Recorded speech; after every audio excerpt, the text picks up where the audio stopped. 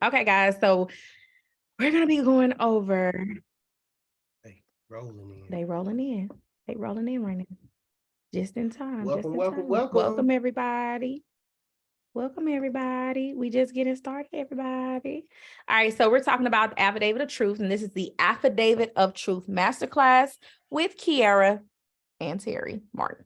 All right, so we're going to be talking about, last week we talked about rescinding contracts, right? And a lot of you all inboxed me and was like, oh my God, I want to get started. Like, what do I need to do? How do I do it? What type of forms do I send? Are these like the regular forms? Are these like the dispute letters that are already in the credit society? Like, how do I rescind these contracts? Like, I found some discrepancies. A lot of you all looked at some of those contracts, okay? Especially those tenant contracts, and found some discrepancies where they did not list the truth in lending, and they did not give you the right of rescission in the actual document, which would make the contract null and void. So therefore, a lot of us was paying or is currently having things on our credit report that we don't necessarily have to pay, because when there is any fraud in any contract, it is null and void. That means you don't owe them. So it's just being able to prove that there is fraud in the contract. Okay. So how you do that is the affidavit of truth. But first, we're going to go over the process, and we're going to go over just exactly what you need to know in order to be that consumer credit law expert that I am teaching you guys to be. Hold on, babe. Hold on. Real quick. If you guys don't have a pen and a paper, I suggest you get one out and take some notes. Well, I mean, it's going to be recorded, but they don't be going back and watching it. You got to take some notes, because this is going to help you guys in the long run. Promise you. They know, they already know when we do a master class what it's on. Okay. So define the affidavit of truth. So it's a sworn statement you put in writing. When you use it, you're basically claiming the information within the document is true, correct, to the best of your knowledge, right? So that's the same thing. It's like you're telling the truth. It's like an answer. So like when you get a judgment, you can do a affidavit of truth or an answer to a judgment. So let's say you all are at home, the sheriff knocks on the door and say, hey, you're being served. The first thing we do is get frantic. We get upset. We're like, oh my God, they're trying to garnish me, or they're trying to take me to court. Perfect. At that point, that's when you will write an affidavit of truth or an answer to the judgment, stating your truth and provide it to the judge prior to going to court. Okay. But a lot of us miss that part because we don't read the full document, and we end up not going to court, and we end up getting a default judgment. So a lot of it is just us not knowing the law. If you don't stand up for your rights, then unfortunately the judge thinks that is going to listen to the one side that's there, because the other party, you didn't show up and you didn't respond with an answer either. So that makes it even worse, is if you're stating that you owe this debt, you're stating you're obligated to this debt because they sent you an affidavit of what they felt was the truth, filed it with the courts, and then you didn't respond with an answer of your side of the story, which is all it is. So it's like taking an oath in court. An affidavit is only valid when you make it voluntarily without any coercion. So they can't coerce you to say anything, like it's yours. You also have to have it notarized so that it's sealed, okay? So anytime you're doing affidavits of truth, it needs to be sealed. And you can do an affidavit of truth so easy.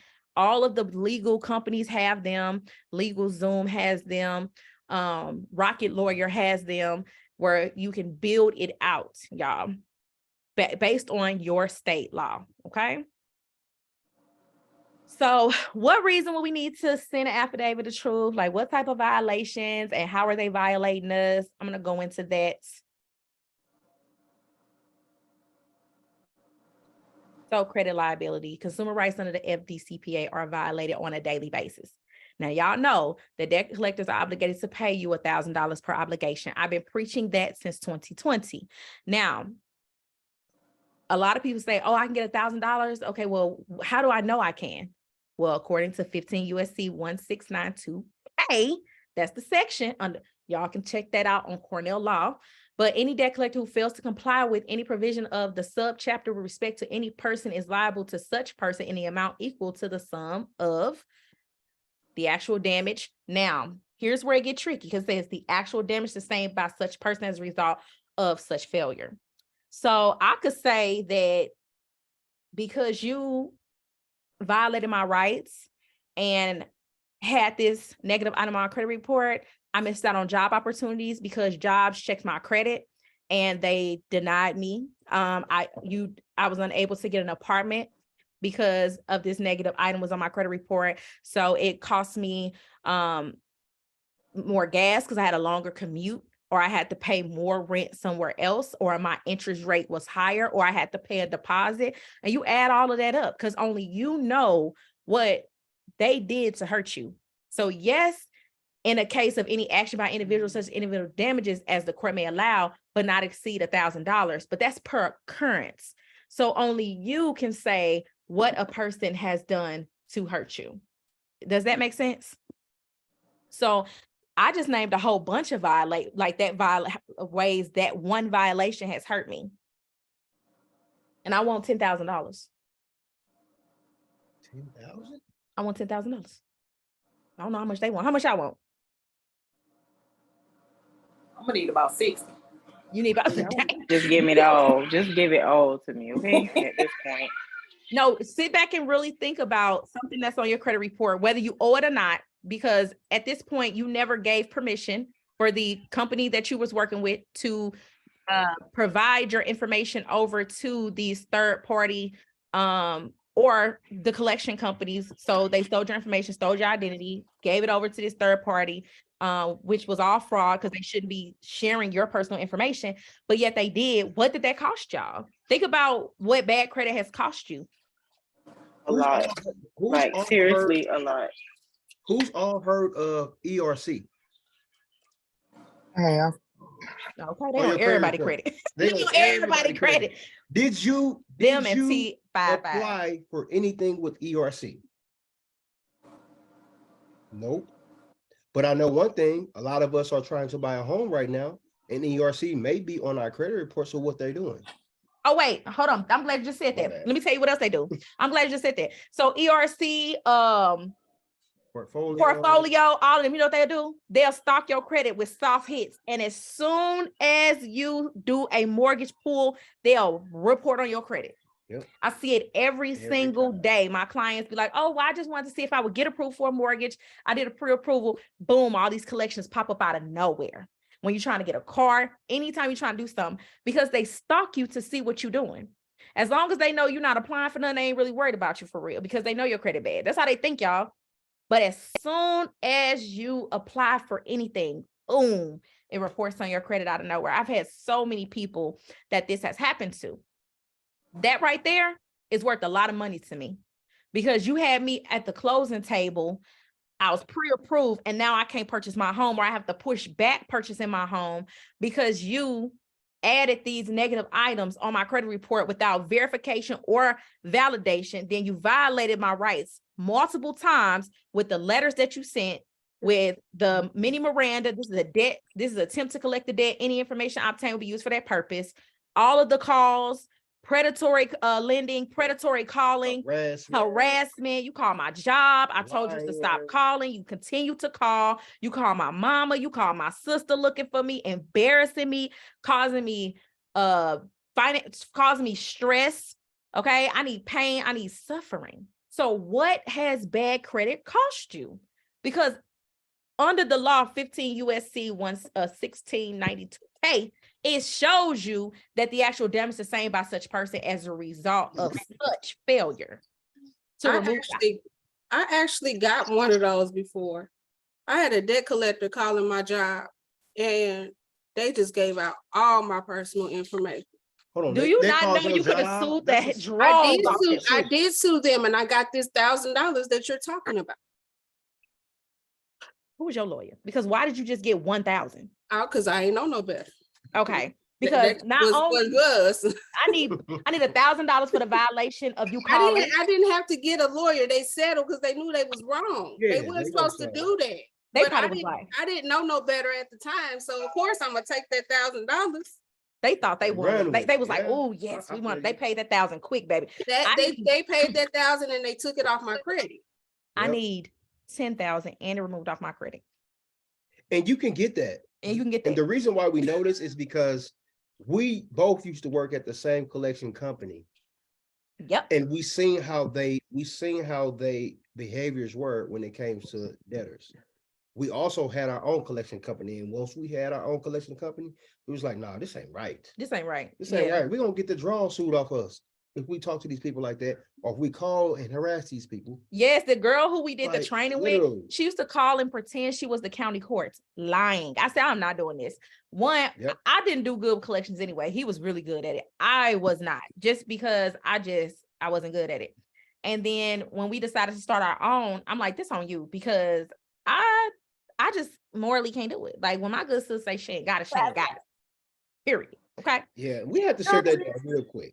Real quick. Literally, how can I ask somebody to pay their debt when I owe people too? So I felt bad. Your truth. I felt bad. And we gonna be humble. We gonna be honest and transparent in here. Like literally, like that's one business that failed. They for failed us miserably. Like I'm happy if I'm calling people about $10,000 when I owe Aaron UE back in St. Louis $7,500. but it wasn't even yours though, baby. It don't matter. It was on I had to pay it. It was your daddy. But I can't call nobody and tell them you owe me when I owe other people too. It just didn't sit right in my stomach. So I was like, you know what? We need to help people get right with their credit. I agree. And one thing I don't like too, is y'all, when it comes to these collectors, y'all got to learn y'all rights when speaking with them. Don't be afraid to answer the phone for them. Facts. Never be afraid to answer the phone. I'd be like, hello, is this Kiara? It is. I had a debt collector call me the other day, and babe was like, you should have recorded that. He was like, I said, well, send me the contract. He was like, yeah, this is a lawyer's office. This debt, it was an old debt. He was like, you owe this debt. Do you really, and he was like, we're going to take legal action against you. And I was so calm. I was like, okay. He was like, will you be willing to settle? Can I call my client and see if they'll settle? Because it looks like the balance is $8,000, but you could settle for $4,000. I was like, yeah, call your client back and go ahead and send me the contract too. So he was like, all right, no problem. So we got off the phone. He called me back. He was like, they're willing to settle for $4,000 instead of the $8,000. I'm like, okay, perfect. I'm just playing it cool. I didn't give this man no information. He didn't ask to verify nothing, y'all. He didn't ask anything, but was I Kiara Martin? And I'm like, yeah. So he called his client back. He calls me back. And then he says, let's settle for the $4,000. I said, well, I want to see the contract first. I don't mind settling, but I definitely want to see the contract. And he was like, what'd he say? Can we just settle? He was like, I can see the contract, but he's one of those fast talkers. Y'all know when y'all get a fast talker, they're a salesman. They just try to sell you and get your money. So she was like, no, we can settle, but I want to see the contract first. He was like, can we just settle? Yep. You know, we don't really need the contract. I was like, no, I need to see the contract. So he sent the contract over, and y'all played so stupid. When I got it, I read through it, and I was like, yeah, did you see section 45 of the contract? He was like, yeah. I said, yeah, I had to put that in writing. I left before, so that shows I don't owe anything. I said, but also, do you see the right to rescind anywhere in here? And he was like, huh. Oh yeah, he was like, huh. No, I don't. I was like, yeah, I don't see it either. And he was like, yeah, but this is not a consumer debt. This is a business debt. I said, you're an officer. I said, business debt. I said, I get to choose who I am. And right now I can be the officer of the company, or I can be myself, a natural person. I said, but I choose who I want to be, and I choose whether this debt is obligated or non-obligated. And right now, I'm not obligated to pay this debt because this is null and void based off the fact that you all didn't give me my rights to rescind this contract. Yep. And he was like, what did he say? I like your style. I like your style. He was like, I want to do business with you in the future. It ended up being a whole little business thing because he knew, he was like, I like you. And lawyer. And he has not called back for that balance. Nope. Because he knew that within that contract, there was no right to rescind. Nope. And if there is no right to rescind, what does that mean? It's null and void. Null that and means void. It's fraud. That And means he it don't knew that. exist. Whether he was a lawyer, a fake lawyer or not, he knew that himself. Oh, he definitely was a lawyer. He was like, oh, because he knew what I was talking about. Because he tried to argue with me at first, but I knew, and he didn't do like a real argue. He was like, no. This is on behalf of blah, blah. This is not consumer law. I said, the right to rescind is a federal law. He shut up. Yeah. He said, I like your style.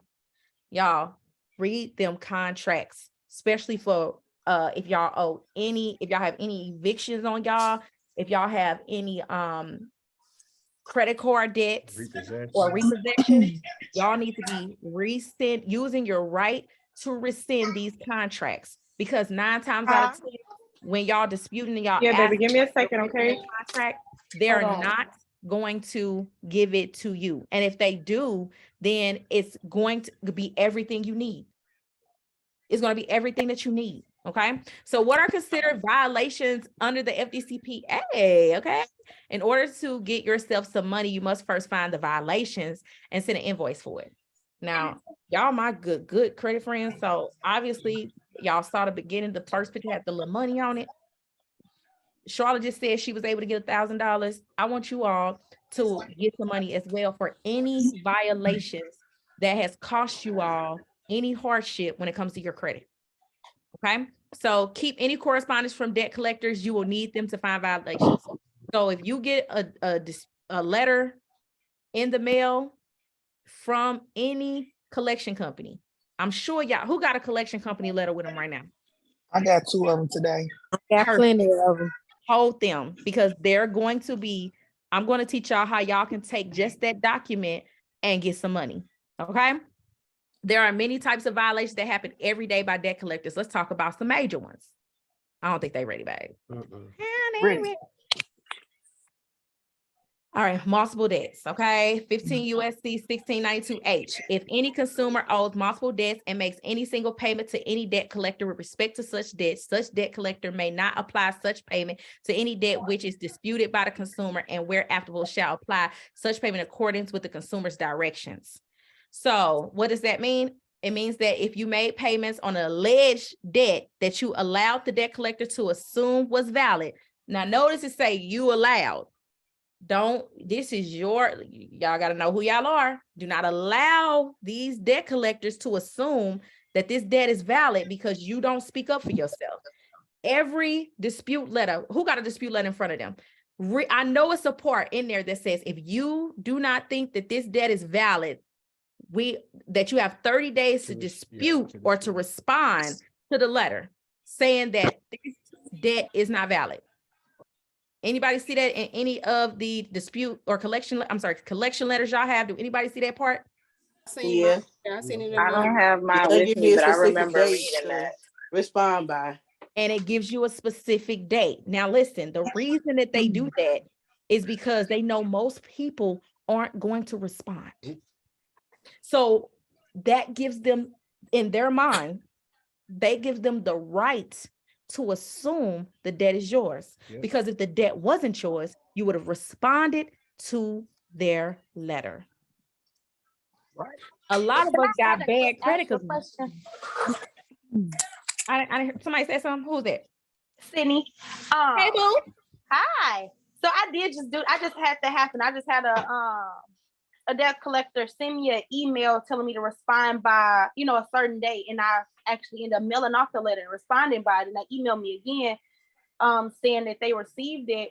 But I asked them to send me the original contract, but there's in the email that they sent me basically saying that if it wasn't identity theft, they're going to put it back in active mode. That's not what I asked for. Yeah, that's not right. See, that's how you know they plan on your top. And I don't appreciate that, Sydney, because you my girl. That's not what you asked for. What you asked for was the original contract. And when doing business under the FCRA, you have the right to ask for anything that has to do with this debt. You can ask. They have to give it to you. That is law. That's federal law. That's not state to state, nationwide. That is federal. So if that's not what I asked. You can say it's active all you want. What I'm saying to you is I don't recall this debt. I would like to see, I need you to furnish paperwork with my signature stating that I owe this alleged debt because I am not obligated to pay this debt. Keyword. Obligated, alleged. And alleged. Okay? Tell them, don't play on your top before I have to call them. We not allowing, say, dear, what's the company, Sydney? You muted. You muted.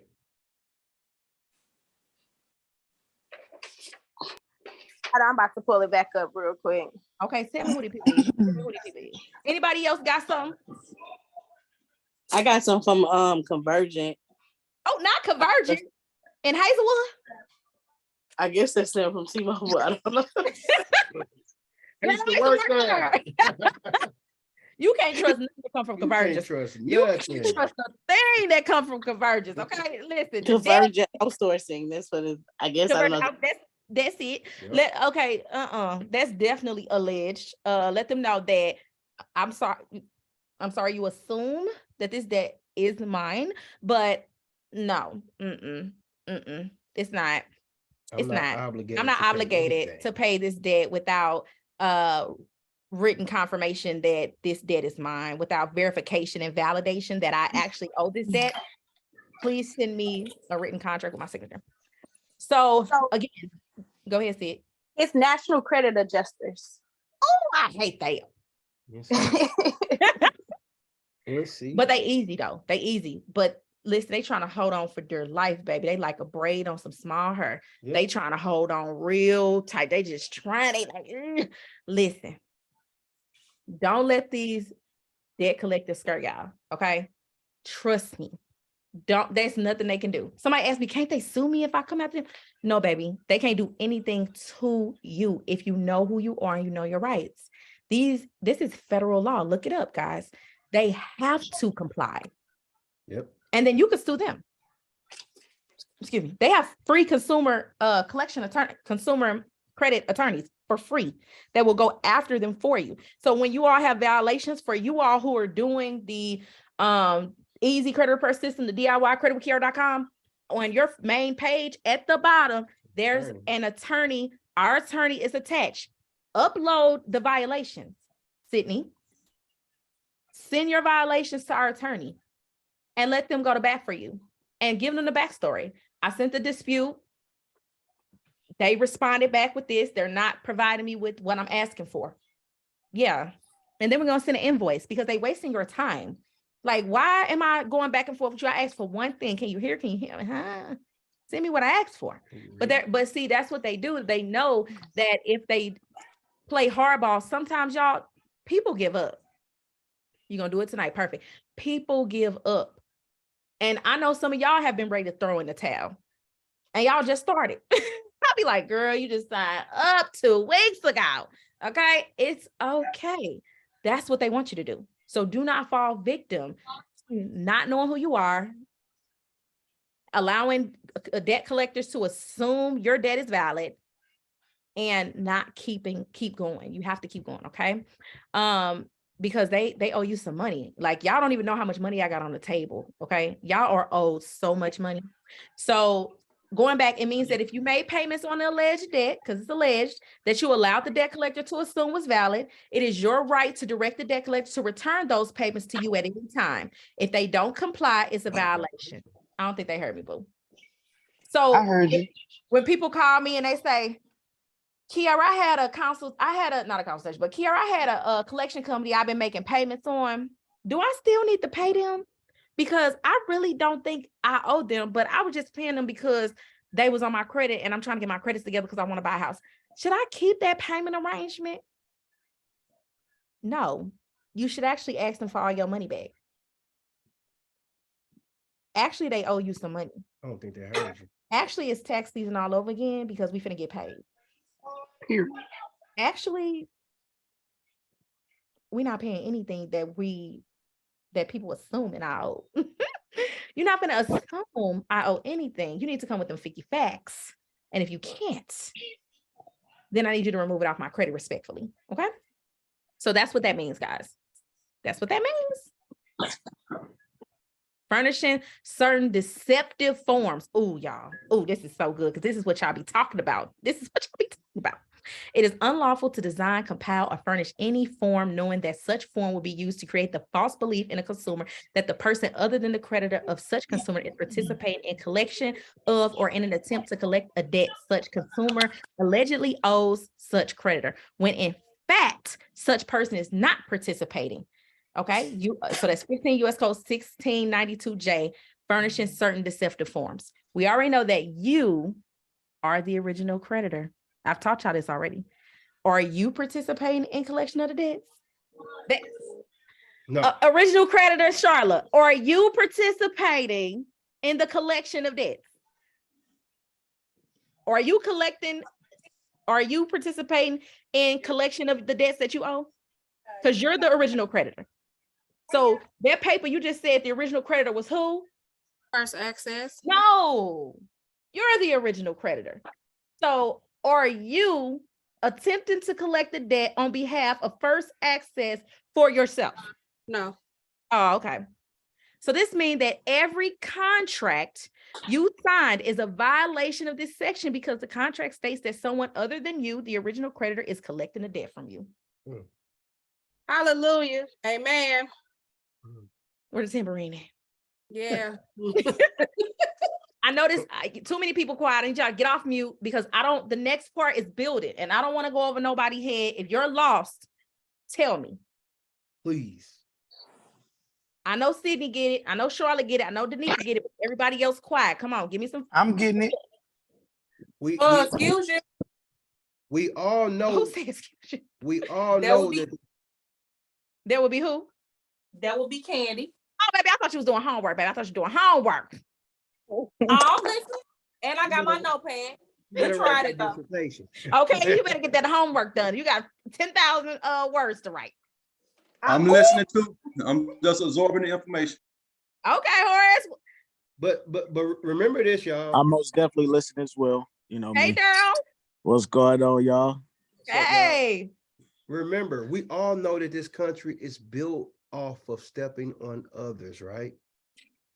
This is just another way for the government to get paid. This is just another way for people to treat us like pawns and use us. No, the government not even getting paid. This is deeper than that, right?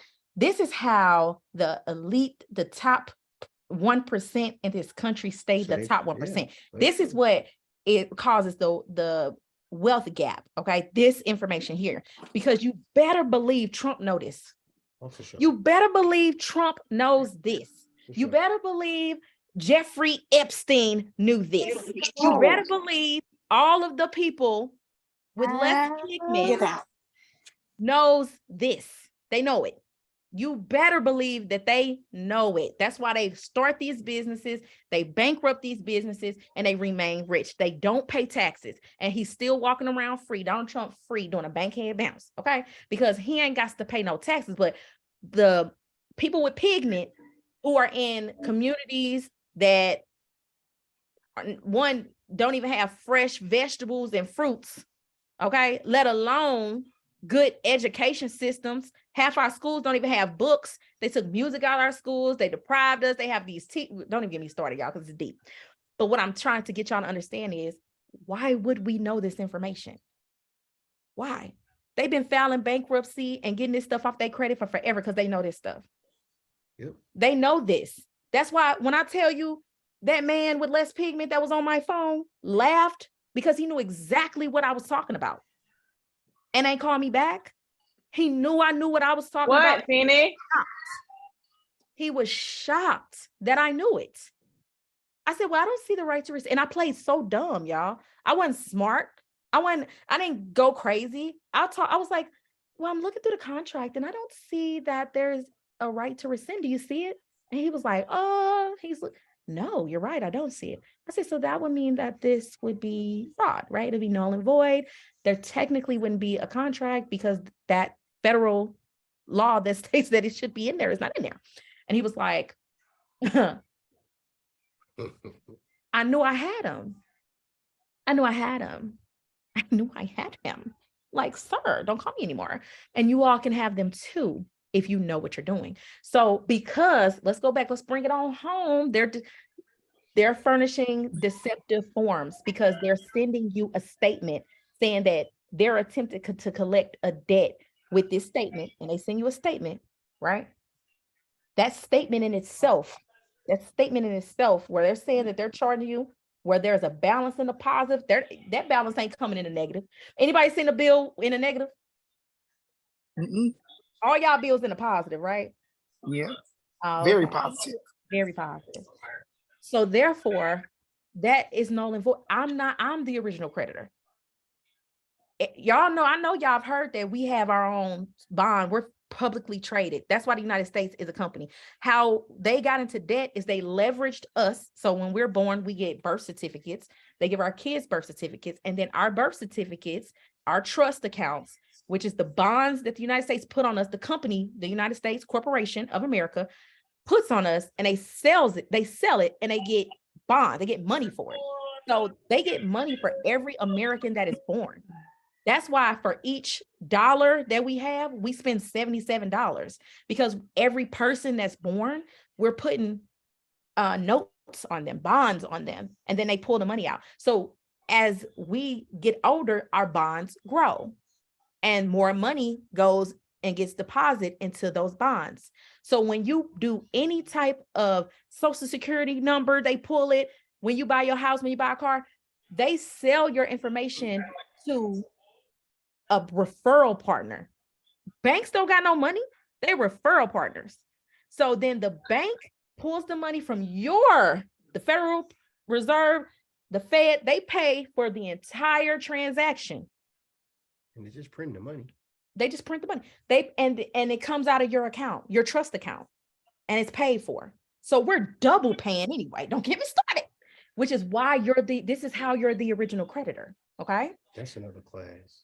No, but I want them to understand why they are original creditor. For you all who did not see last week, for you all who don't understand and sitting here like, well, how am I the original creditor, Kiara? That's how, because they get the money, and then the bank charges you, which is why you think they say don't do down payments. You don't have to, like, there's no law that states, I learned this from a Black woman. There is no law that states that you have to pay taxes. None.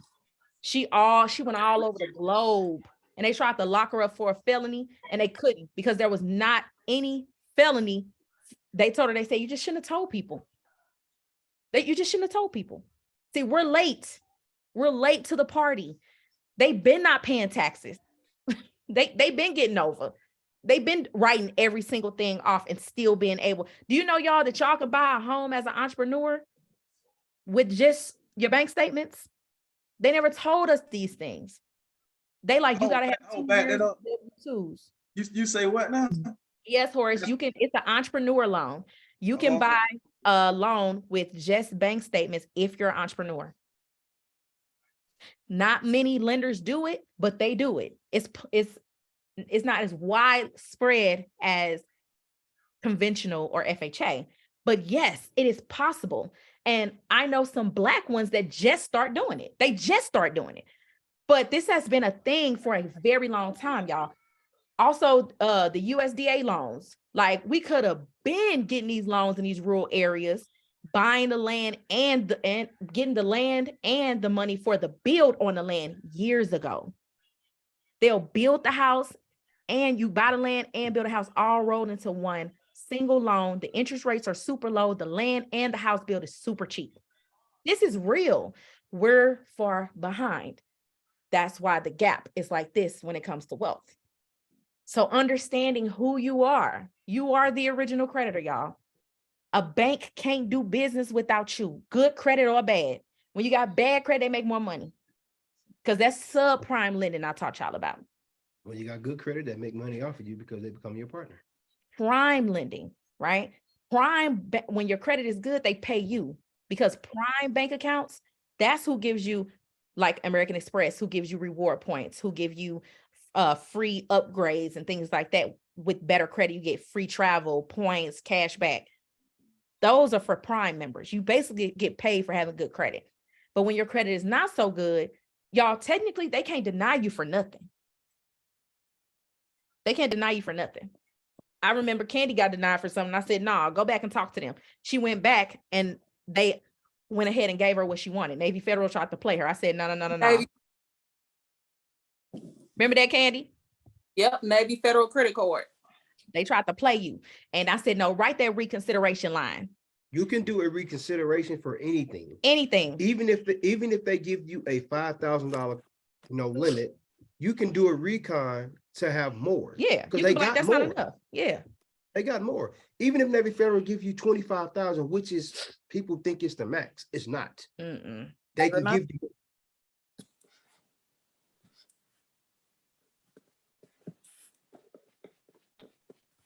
Y'all got that? Recon. You can reconsider on anything. On when it comes to- anything. From credit. including a rental property. What you mean a rental property? My friend, she was denied for her house, her and her husband. A rental house? A rental house, yep. And So I told her. with a rental house, it depends because, like, for an example, if I own a house and I say no, it's my house. You get it? Mm-hmm. Now, if it's a company, then you can go after the company. But if it's like a private landlord, if they don't want, or even sometimes with companies, they can say who can live in a house, unfortunately. What I'm talking about is more along the lines, well, technically, even with that, no. But I think I'm thinking about it from personal, because if I say no, I say no. But what reason did they give her? Was it based on credit? Because if it's based on credit, oh, well, no. Yeah.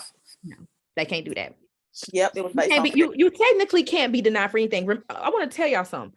Why do y'all think I tell y'all credit is a game? I've been telling y'all since I met y'all, credit is a game. And you got to know how to play it. It's a stepping tool to wealth. Because people with less pigment, they get these life insurance policies, these high yield saving accounts. And when someone dies in a family, they put that money in a trust, right? And the trust pays out the death benefit to the family. Then they put money into a high yield, the rest of the money into a high yield saving account and let it build and let it build and let it build, right? So now they got cash flow. Then they start these businesses. Then they use other people's money. So now they're keeping their money that grandma left them, the $1 million policy granny had. Then Papa had $1 million policy as well. So now the parents got $2 million. Then for the rest of their life, they put money in there. And then when they die, it's $10 million, like, or $5 million, or whatever the case may be, but it just keeps building generational wealth for everybody going forward. Can this be the next masterclass? I'm sorry. Who is it? Tonisha, I need some help with where to put my money at, where to invest. Can we do that next? We can definitely talk about that. I love talking about stuff like that. So yes, because I was gonna do like a prep type of call with you all anyway, because it's been talks that the American dollar is going to be no longer American dollar. So we do need to be talking about, as they switch over to a digital currency, what does that look like and where we should be investing or putting our money. So I absolutely already have that on a list for us because I love y'all. Got y'all. I would like to piggyback off of what you said earlier about the house rentals, because I know last year when my lease was, like, before my lease was up, I was constantly trying to look for houses to rent because I wasn't ready to actually purchase a house, but I needed that space, and I still do. But I got stuck with the apartment because a lot of these private landlords, and I was working with the realtor, she was assisting me, and it was just so crazy to me that a lot of these landlords were requiring a certain credit score. And I was like, well, if I make the income, why does my credit matter? If I have the money to pay you on time, especially if you do look at my credit, you'll see that I have no evictions and things like that. So I felt like that was one of my biggest problems as to why I couldn't even rent a house. So yeah, when it comes to private landlords, I mean, they can say yes or no based on, whatever reason they don't want to. I'll be honest. Right. However, they can't tell you, no one is supposed to deny you because of your credit, but it happens every single day because we don't know the law and we don't know who we are. So that's just something that happens. You can fight back, but at the end of the day, me personally, I'm not going to fight nobody I'm renting from. Yeah, and that was my thing. I'm like, I'm not even about to sit here because at that point, I just feel like it's going to be a nasty situation that I don't even want to be in at that point. I wouldn't do that. Now, if I go try to get a house, I would have a problem with that. But that's why you play the game. You got to play the credit game so that you don't have to worry about that. Then when you get the stuff, you can play the game of, oh, okay, well, I got the apartment and I'm living here and you a dumb landlord and my credit was good, but you didn't put that I had the right to rescind in the contract. Now I owe you nothing and I can still live here. So now what? Now I want all my money back since you're so dumb. I'm just saying. I mean, okay. I do have one more question, really quick. So I use the DIY repair program, the credit repair program, you know, where it scans your credit report and, you know, generates the letter for you. And it's super, super beneficial.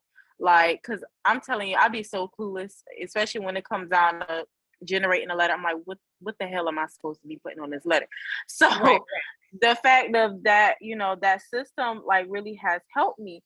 But okay, baby, I'll give you 1 second. So, okay, girl, give me 1 second. So, my problem was I just received from TransUnion basically a copy of my updated credit report is what they say. And it said they verified that all the debt belongs to me, but they didn't send me, and this is coming straight from the credit bureau, they didn't send me any proof of that it verified that it like belongs to me. Right. First thing first, for everybody who's on here who is doing the easy credit repair system DIY, it's all the same. Do y'all see she received an updated credit report? Did you receive a stall letter saying that you did credit repair or something like that? Did you get that first? I did. Okay. I did, because you know what? I believe I got that first, and I ain't gonna lie to you. I checked all my mail at one day, and it took me a couple of days. So when I got it, it was in the mailbox with that credit report, but of course it was in a different envelope. And I saw something that said that they received, basically received information, and they wasn't sure if it was me or a credit repair. And for me, so I was confused about that. But then when I looked at the credit report, I was like, okay, it was updated. So why did y'all send me that? It's a stall letter. That just proved my point. They still sent you an updated credit report. Fine that they verified the information. I did create a little book that tells you that basically they're either going to delete it, verify it, or don't update it, or don't respond. Those are the 4 things that's going to happen. And if it's verified, fine. Now you're going to ask for the method of verification. And when you do your next round of letters, it's automatically going to create that type of letter. And then you just change the reason. And you can even put in the reason. I want to know the method of how you verified this account, and dispute it again. Like, don't get discouraged. Okay. I told somebody the other day, I'm like, girl, when I first got started learning credit, I had a repo, girl, I disputed it 9 times, 9 different ways though. So not all the same way, but just 9 different methods. And then the 9th time it came off. And that was a repossession. It came off my credit. I was able to buy a new vehicle, and I didn't have to pay it back. And it has never popped back up. So 9 months of sending those disputes and staying on top of it was worth me not having to pay back all those thousands of dollars and the interest rate that I got as soon as it came off to go get me a new car. So keep going, y'all. It's worth it. Okay. Disputes. That definitely made me feel a lot better, because when I saw that, I was like, I felt like I was stuck, because I was like, okay, it was verified, but like, now what does that mean? That I do have to pay the debt? So now that you told me that, now I need to say, okay, I need the method of verification, and I need that proof sent to me. So I'm going to make sure, because I think my next credit report comes out in 14 days. So I'll make sure that I pay attention to that, and like edit the letter if needed, which I'm pretty sure I haven't had to edit it so far.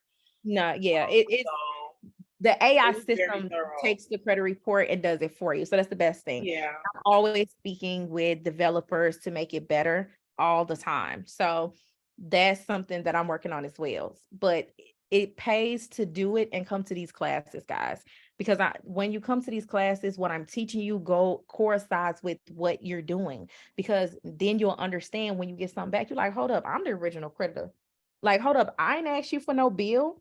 I asked you for a contract with my signature. And then you can send them a letter saying that you're not sending me what I'm asking for. And then you file the complaints. Oh, I know how to do that. Kiara already made that course. I just go to the course and really just do exactly what it say. All my courses, when you wanted a course tab, is no fluff. I don't have time to be it's straight to the point, because I want you all to be quick. They're less than like 15-minute courses, just so y'all can get to it and get it done. Okay. I have a question. Is all of this making sense? It does. I have a. What's up, boo? So I know we talked about last week with the rescinding the contracts, and so a lot of us had these contracts with our car loans that obviously didn't have that information in there. And I know you talked about they have a certain amount of time that they can come and pick up the vehicle once we start that process. So my question is, for some of us like myself that is in the process of repairing our credit, obviously when we go through this process of rescinding the contract, it's a possibility that they may come and confiscate the car. And so do you recommend that we do that before fixing our credit to where we're able to go buy another car without going through subprime lending? Or do you wait, why they gonna take no. They have to give you all your money back. So you will be able to go get you a car with the money back. They just can't come compensate the car. You're still gonna pay your bill while you're asking them to rescind. I ain't say stop paying your bill. While you're fighting with them, continue to pay. And you're not in jeopardy of getting your car taken. Because how you gonna come and take my car when I'm paying on it? Then that would be retaliation. And then we big suing. Oh, baby, consumer protection attorney will be so quick knocking on your door. How can I represent you? Because they're gonna get paid too. They can't wait to sue them. Okay. So I don't want y'all to be afraid because you know your rights. Don't be afraid. How you should handle this is continue paying, continue to pay. Do you have any late payments on that account? Yes. Perfect. That's how it's gonna go. You're going to dispute those late payments, ask them to update the account, not delete it. And then when it comes back that they don't update it to your liking, because they're not the first time, I already know how it's going to go. You're going to send a letter asking them to not remove the item. When the item is still open, guys, do not ask them to delete the item. You do not ask for a deletion of an open item. You ask them to update an open item. Make sense? So you ask them to update the late payments and remove the late payments, not the account, but the late payments. They're not going to remove the late payments and they're going to verify it and send you a letter back, right? So then you're going to call them, the car company, and ask them for your original contract. Customer service. Hey, I was just calling. I'm looking for my original documents. And I was wondering if you guys could go ahead and get those sent over to me. They're going to email them or mail them to you. Probably mail.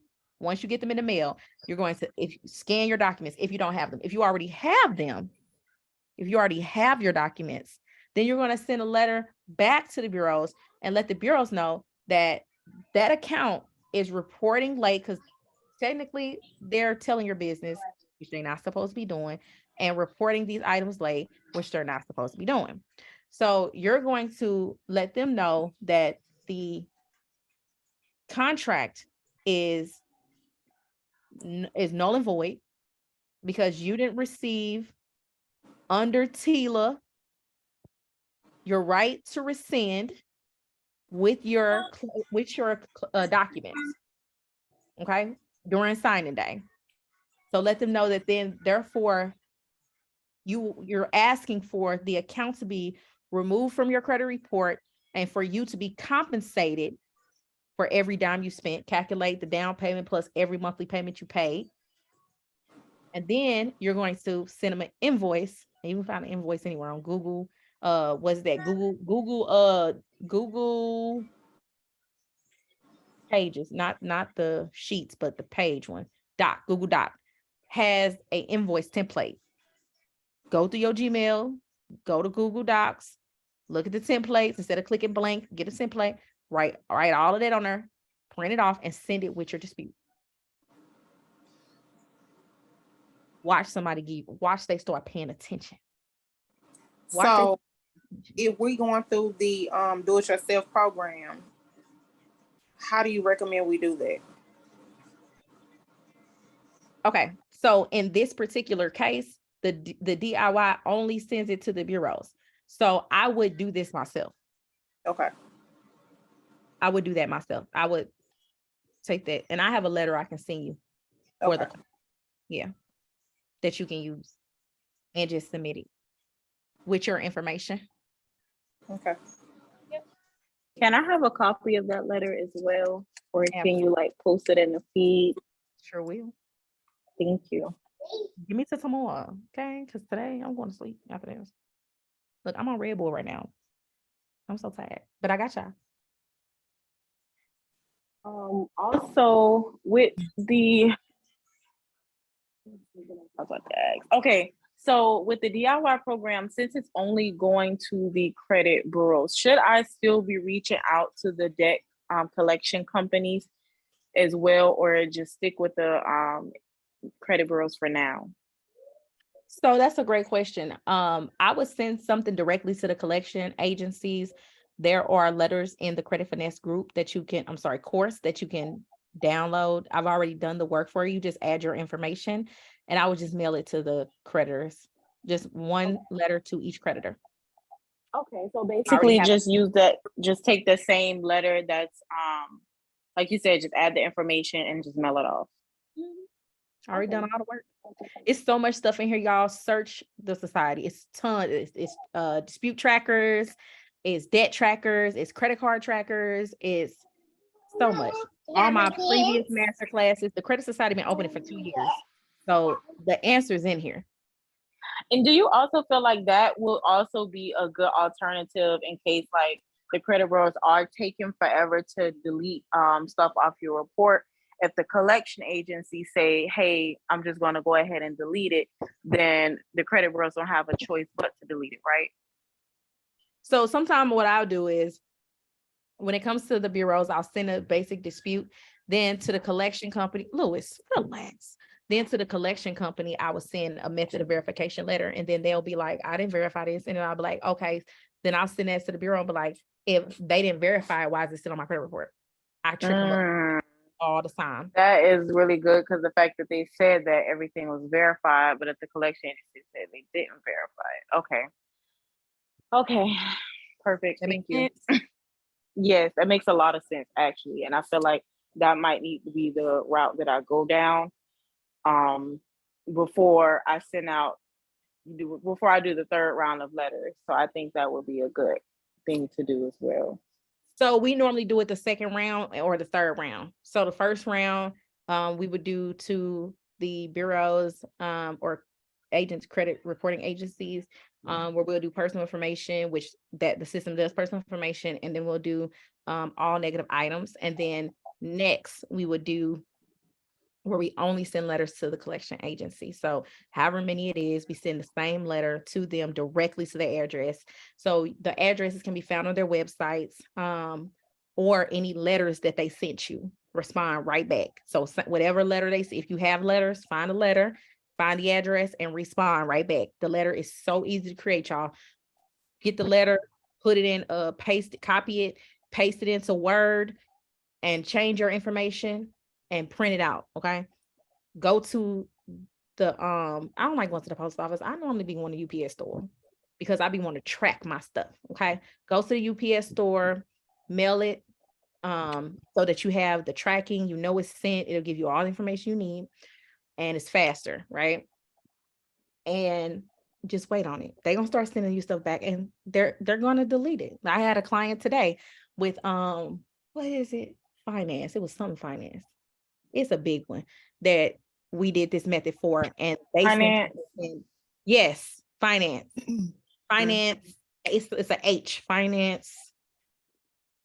Sort of H first, then the last is finance. I forgot which one, but it's a big bank, and we were able to play them against the bureaus, and they were like, "Oh no, we didn't verify. We removed it. We couldn't verify the information.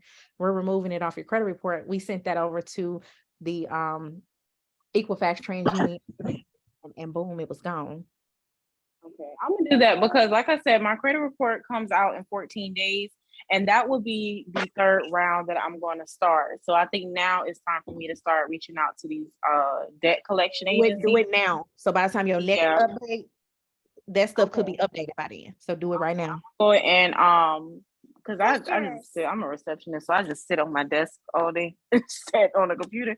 So I'll generate the letters tomorrow, and then on my lunch break, I'll stop by UPS and get it mailed off.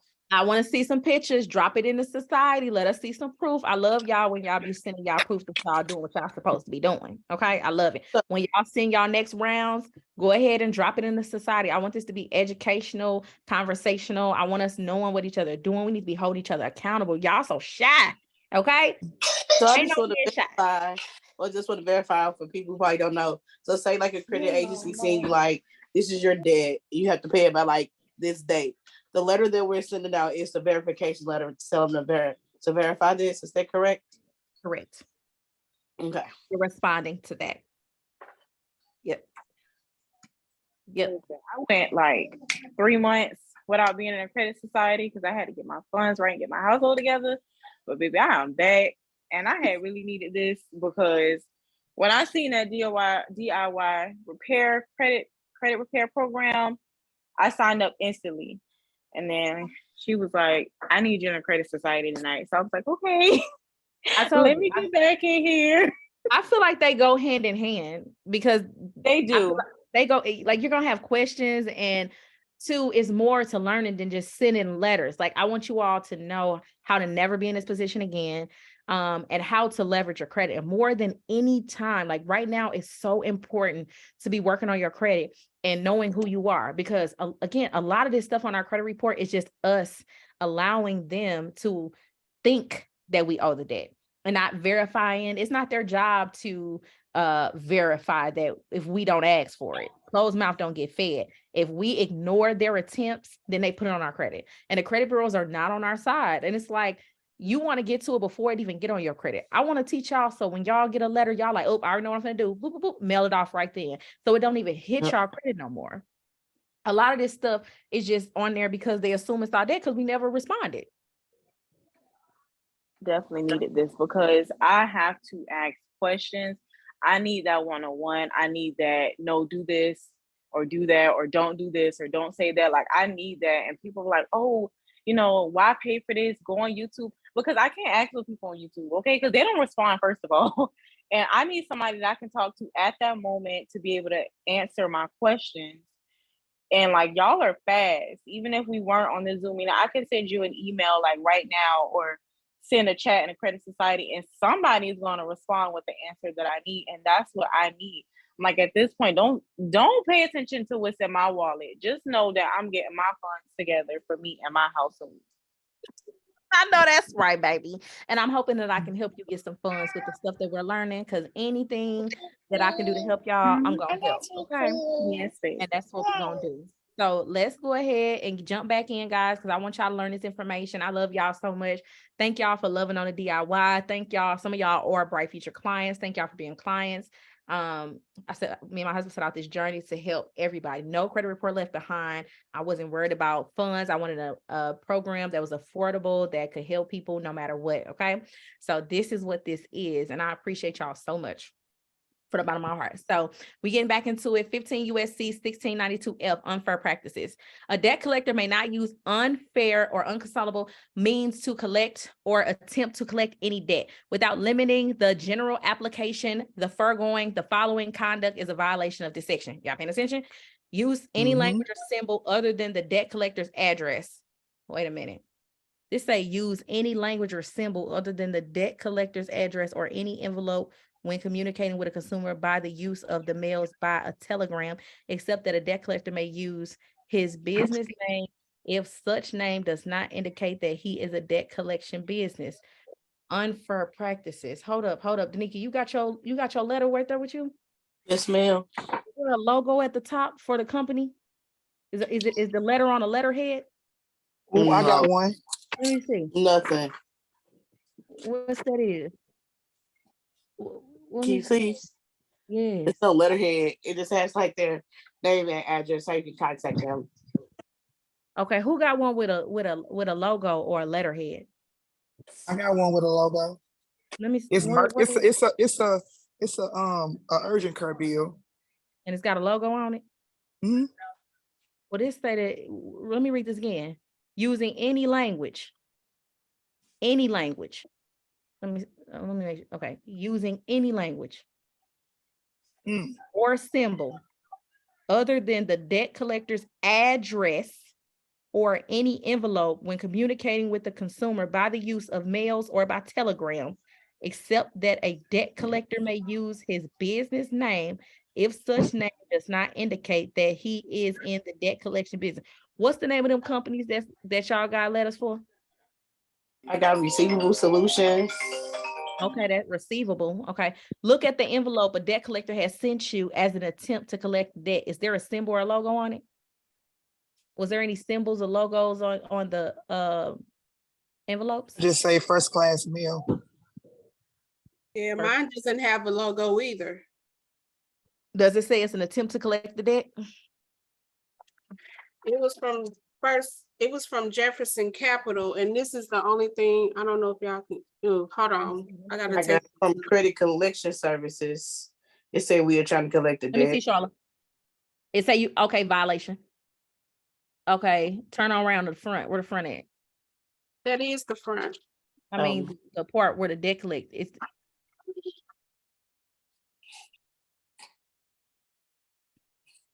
Because they got a logo. They got a letterhead. They got a letterhead on this one. Violation. Circle it. Circle it. Charlotte, circle it. Even with the Mercy one? Circle it. Ooh. She's ooh. Yeah, that's what the law say. Are you talking like a mercy bill? Like, yeah. Don't our mercy either. Don't get me started now. Don't get me started now. You mean like that? Yep. No, mine don't look like that. I'm gonna show you what mine look like. Is yours saying it's attempt to collect the debt though? Now, if that's it says that using any language or symbol other than the debt collector's address on the envelope or the communication is a violation. So if they have past due. Okay, so that language right there. I mean, that's a violation. So y'all sitting on violation. That's 1,000. How much money you got, Danica? How many thousands you getting? Look at Charlotte. She's like, I got about 4 or 5 of them. Let me find this stuff. I got more laying around. I can go find them. Y'all better find them letters. It's this one. Is they attempting to collect the debt? Yes. Okay, it's a bill, right? Yeah. The bill in negative or positive? Positive. Oh, baby, that mean that bill paid. Go ahead, pull it down, sign it, and send it back. That bottom is a coupon. Okay, so this one I have with Amsure with T-Mobile doesn't have a logo on it. That ain't no problem. It also says pay attention to the law. Look at my screen. It say using any language or not only using any language or symbol other than the debt collector's address or an envelope when communicating with a consumer by the use of mail or telegram, except that a debt collector may use his business name if it does not indicate that he is a debt collector in the debt collection business. Y'all, it's either it is or it isn't. It either is or it isn't. So y'all got some money in y'all hand, and you know, because I told y'all about it, just drop me a little, tip in tip jar, because I'm gonna have some rich credit. I'm gonna have some rich credit friends, baby, and I can't wait for I got 2 of those from them. Oh, okay. So when you collecting your money, so this is what you do. I got 2 too. So for those, so that's $2,000. So for you all who have those, that's Exhibit A. Photocopy it, circle it, send your letter. Well, let me finish. I got y'all. I already told y'all about the I'm excited. All right. So you made me go get the whole folder. Why shouldn't you? We get money or we get money. Okay. Somebody wrote in the chat, what y'all saying?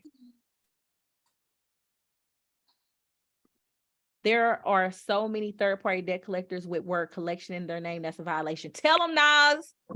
Tell them that's a violation if they say collections.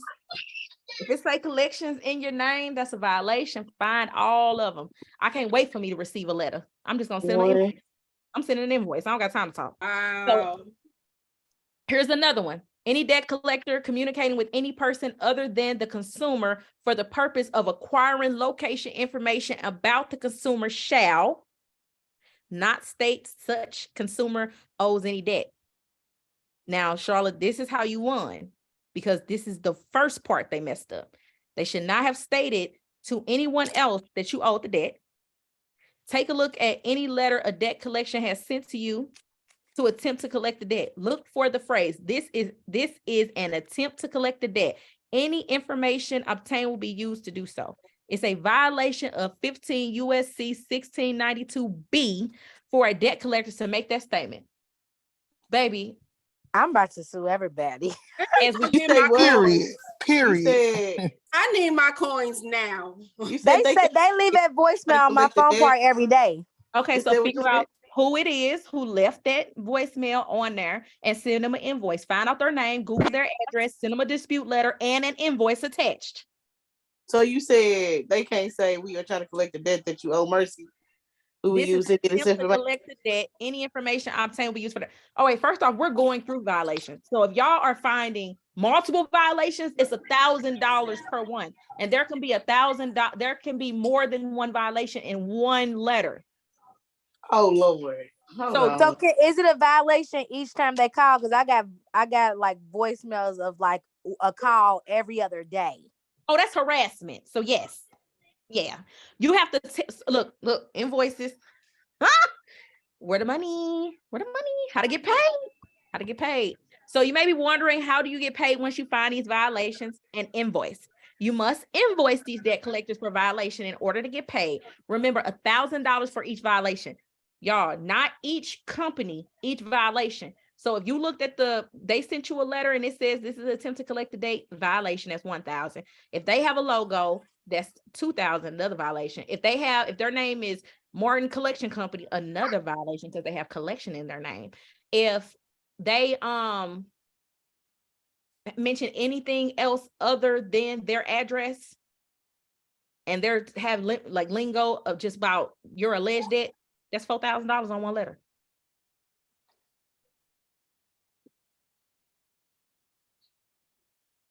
You feel me? This recorded. There's a certain process you have to be followed to request your payment. So I'm going to teach y'all the process. Y'all ready for the process? I don't know if they ready for the process. Come on. Are y'all ready for the process? I need some of y'all to get off. Look, I need to see some of y'all. We are ready. We are ready. I see the main people talking. I need everybody get on here. Get on here. Interactive. I want to know that y'all learning, y'all understanding. Is this making sense, y'all? Am I blowing y'all mind? Is this worth y'all time? Is this good? Do y'all understand? Give me some feedback real quick before I teach y'all the process right quick. You gonna hear me holler. They can like this stuff like that too. Please don't protect your credit rating. Let me see. They told me protect your credit rating when T-Mobile sent me something else. Oh, so T-Mobile want to pay you then. T-Mobile wants you to get that money. So if you're ready to learn the process, say me, unmute yourself, say me, I'm ready. Say I'm ready. Me. Me. Ready. Y'all ready?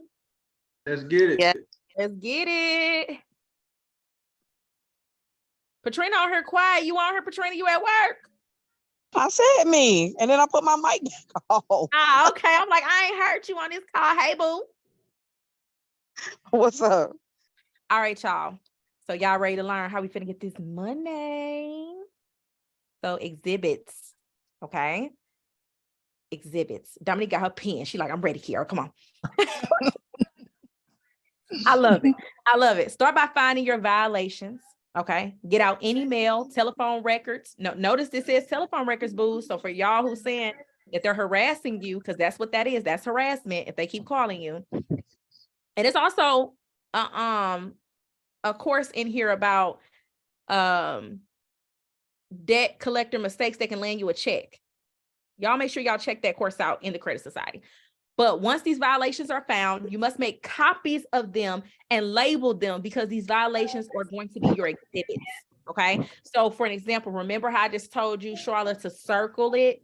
That would be like exhibit A. And you would include that in your affidavit of truth because you're going to speak truth facts, which is going to be like your dispute letter. And you're going to put see exhibit A. And then you're going to circle, let's say the logo, and then put exhibit A next to it. You're going to keep the original copy. Never send your original copies. Okay. You keep the original copies, and you don't even have to mark up your original copies. You can make a copy, mark up their copy, and keep your original just in case you have to use it for whatever reason, okay? Exhibits are essentially just your proof, right? You just want to be like, here's my proof, here's my supporting documents. You plan on my top, I don't like it. And there's no limit to how many exhibits you can have, and there's no limit to how many violations can be found in each exhibit. Did y'all hear that? So one company violates you 10 times on one letter and you just 10K. So you're going to be like, I want 10K and a deletion. And then they're going to try to negotiate. They're going to hurry up and remove it. And they're going to try to not pay you. Their goal is to not pay you. So you want to aim high and meet them somewhere in the middle. So if you put 10 in there and they give you 5, I mean, who mad? Who can use the extra 5,000? Me. Everybody. Who can use the extra 7,000? That's sure. That's the down payment on some of y'all who about to be homeowners this year. That's your down payment right there. Or that's, if you got the down payment, that's your furniture, because you might have 2 letters or 2 different companies that's violating you. Now you got move-in money, okay? New furniture and the down payment money, okay? And your credit fixed. Can I get an amen? So Amen. Amen. So circle each violation and mark what law is being violated, okay? Which I kind of went over that with PowerPoints. So affidavits of truth. So we're going back. Now I taught y'all about affidavits of truth. I told y'all what some of the violations are. And I told y'all now we're at getting the process to get y'all money and the deletions that y'all deserve. So after you have your exhibits, it's time to create an affidavit of truth citing the violations. That's all it is, okay? It's important to know that affidavits can only be rebutted with another affidavit. So when you send the debt collector your affidavit of truth, they must respond with another affidavit, but they never do. Why? Because they can't. A corporation is not living, so it can never defend itself like a natural person can. When you call a debt collector, you can't ask to speak to the actual debt collector, only a representative, because the debt collector can't speak. So they will respond by sending bills, statements, contracts, etc., but never an affidavit. So they automatically default, giving you, the consumer, the power. Ain't that what they do to y'all? They send y'all the judgment, which is like an affidavit of truth. Y'all don't respond and y'all get the default judgment and the ball is in their hands. Why aren't we playing the same game they playing? They've been playing us like this. This is how they getting these garnishments, coming to our job, taking our money out our paychecks and stuff like that. Because they're sending us their judgments and we're not responding. A judgment for a company is basically an affidavit of truth. They have to go through with a judgment because they're a business. And then when they come with the judgment, we don't respond back with an answer. So then now they get to garnish us. They get to take our tax money. They get to do whatever they want to do because we didn't respond, and they have the power. But now you can take your power back because you're going to send them an affidavit of truth. Think about it. I just told y'all be sending the dispute letters, and what they be sending back? Statements, bills, contracts. It's the same thing, but see, y'all didn't know what to do with that before. And now we do. They're going to default. It's one thing to just send a dispute letter, but when you do an affidavit, you got to get that stamped. That is notarized. Okay? That is notarized. That's witnesses. So when they don't respond with an affidavit back, we finna get paid and a deletion. Who ready to get paid? Me. Who ready for the 6 steps? I don't think y'all ready for the 6 steps right here. Who ready for the 6 steps? Me. Let's do it. I'm gonna take this money that I'm about to receive and open up a high yield savings account. Yes, I love that. Okay, that's what you're gonna do, and then you're gonna put that high yield savings account in the trust. Okay, yes. Remember, control everything, own nothing. These houses y'all about to buy right now, I'm in the process of putting my house in a trust. Can't nobody take it. Can't nobody do nothing. Can't nobody put a lien on it. Can't nobody do nothing. You put it in a trust. The trust, I'm the beneficiary and the controller of the trust. And my kids are also the beneficiary of the trust. I control it. But I don't own nothing. Kiara don't own nothing. Danica better not own nothing. Dominique better not own nothing. You gonna own everything though. We're gonna own everything. Okay, that's how we're gonna do it. So first, 6 steps to writing an affidavit of truth. Title the affidavit. Okay, whatever y'all want it to be. Draft a statement of identity. Your statement of identity is who you are. Okay. Write a statement of truth. What happened to you? What's the truth? The truth is, give me a company that y'all got a letter from. Alley Financial. Alley Financial. The truth is, Alley Financial sent me a letter in the mail. Exhibit A. The letter has a letterhead. Exhibit B. The letter states that there's an attempt to collect a debt. Exhibit C. And you just list out all the exhibits. And then you tell them what your demands are. That's when you state the facts. The facts is they violated my rights. The facts is I want this off my credit report. Certify under penalty of perjury. Okay, reiterate the statement of truth. Let them know this is a statement of truth. This is the law. And everything you're saying, you know, to be factual and true. How they violated you. And make sure you always say, see exhibit. And make sure y'all put y'all exhibit. Sign it and notarize it. Very important. And send it certified with the green slip. You want to know they received it. I want to make sure Allie got this. Oh, I want to know. I can't wait. I want to be a fly on the wall when Allie opened this. They finna be hot as fish grease. Okay? When they see this, they like, oh, here's somebody knowing their rights. Does UPS do certified too? I didn't hear you. Which table? Does UPS do certified too? Mm-hmm. Yep, they sure do.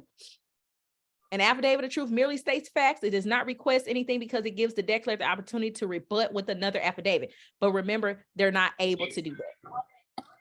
Once you found your violations, label your exhibits and draft up your affidavit of truth. It's time to invoice. Who's ready to get that money? You need proof that you granted the debt collector a chance to settle their debt with you for their violations. Count your violations and create your invoice. $1,000 per invoice. For example, if you found 5 violations, you would draft up an invoice for $5,000 for 5 federally protected consumer right violations under 15 USC 1962. This is what the invoice would be for. Federally protected consumer right violations under 15 USC 1692. Always choose to be paid by check, so there's always a paper trail. I don't want no direct deposit. Don't PayPal me. Don't Cash App me. No, I don't take Apple Pay. No, you cannot credit my account. No, I want a check. And it bet not bounce.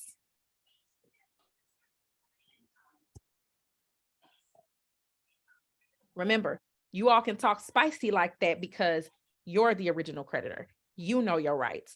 You know they violated you. You know that just because you owe someone something doesn't mean that they have the right. Federally, there's no law saying that you got to pay anybody. You're not getting locked up or charged if you don't pay people back. Why do you think that is? If people default on stuff every single day, but nobody go to jail for it, that would be considered stealing, right? Why do you think nobody go to jail? Because it's paid for. It's already paid for. They don't be worried about it. Them companies happily write your debt off. Happily. Because they already got paid. They ain't worried about you. Go over the law thoroughly. These are the steps. Find the violations. Complete your exhibits. Draft up your affidavit of truth.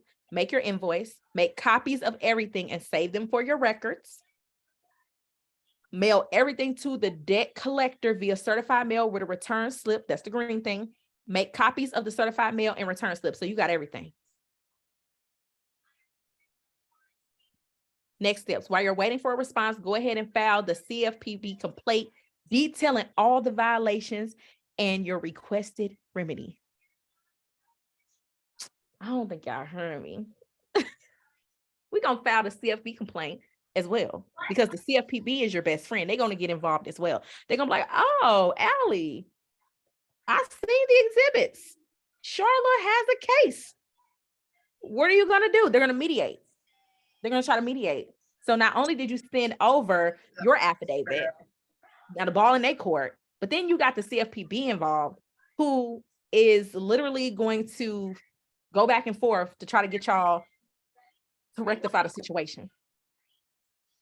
The debt collector may go ahead and send you your payment, or they may respond by saying they do not believe they violate any rights and they will delete it from your credit report, but they will not pay.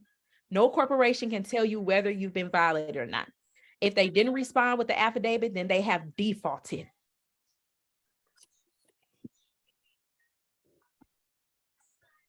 If they didn't respond with the affidavit, then they have defaulted. You can send a default and opportunity to cure letter and resend all attachments and add a late fee to the invoice. This for each creditor too, might I add. So each creditor. So there's gonna be a lot of affidavits of truth. You're not putting all this on one affidavit.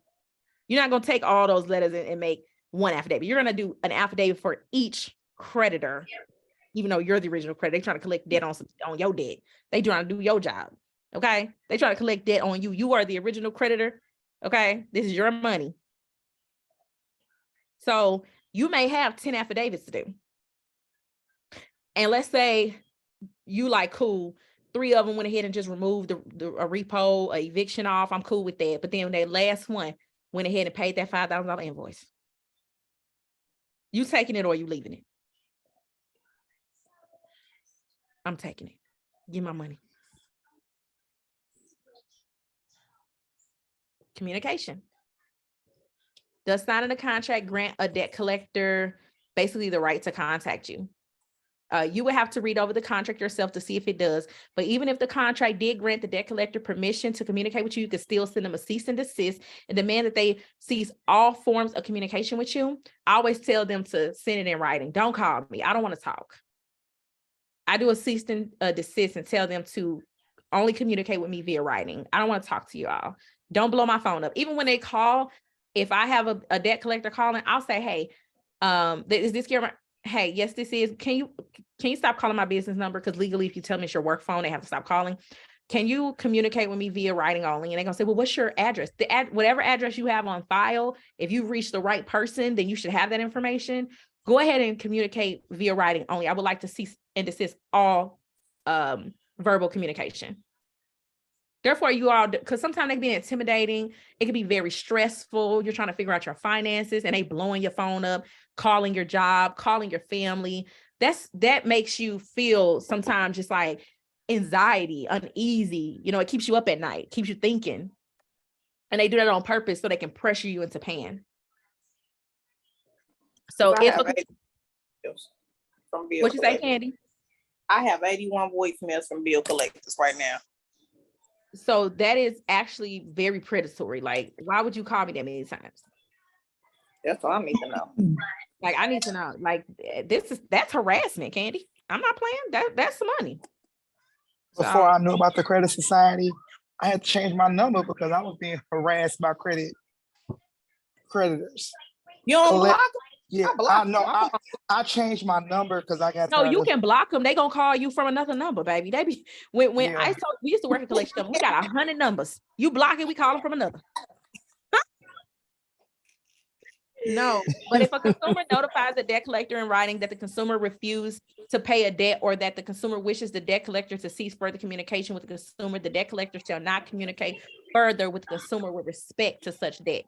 So if you tell them that you notify them in writing that the consumer refuses to pay a debt or that the consumer wishes the debt collector to cease further communication with them, then they should. That's what the law says. 15 USC 1692C. States, paragraph C states that. So if they're continue to call you after you told, that's why you need to answer. Let them know. Hey, don't call me because if they do again, they violated your rights under 15 USC 1692 and that's $1,000 for each call after that. 1,000, count them. Oh, y'all call me again?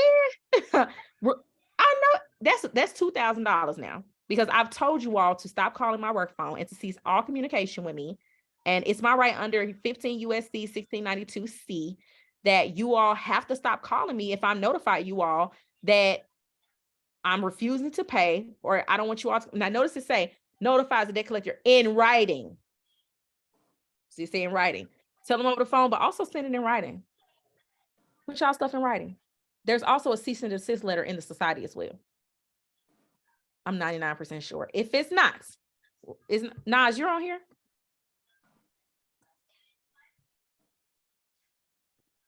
I don't know if Nas on here, but I'll ask Nas. She said yes. Do we have a cease and desist letter in the credit society? She said she gonna check. Boom, boom. There y'all go. There y'all go. That's why y'all need to be asking questions on the wall, because y'all Nas, me and Nas study consumer law all day. Y'all got a quick question, I'm busy, you write it on that form. Nas gonna, especially one of these type of questions, she gonna answer quick. I'm telling y'all. Can you send an affidavit of truth with the cease and desist? Yes, you can. So not only are you going to send your affidavit of truth to them, but you're going to tell them to not call you because you don't want them to harass you. I can handle you in writing, but sometimes it be a lot of pressure with the phone calls. So just simply state the facts. You can use your cease and desist to make your demands, and they have to stop contacting you. There is a cease and desist letter. There is? Yes. Period, Candy. And all you gotta do is type it in and it's gonna come up. That's why I be telling y'all to use the search bar. Look at that. Everything's in the So I got a question. So you know, I just asked. I went and found the request for validation, non-verification letter that's in the society as well. Thank you. It's in there. I'm telling y'all. We did. How long we had the society? 2 years. Yep. It's too much. It's so much information in here. Don't be afraid to use it. Search it. Ask questions, y'all. I want to help y'all. Okay, so what if they stop calling, but they say that they could still send me mail? This is a common lie that dictionaries tell. They will say, we will honor your cease and desist, but we will still contact you where actable by law. When we use the law to show that they are clearly lying, communication is defined as conveying of information regarding a debt directly or indirectly to any person through any medium. Calling, emailing, texting is still considered a medium.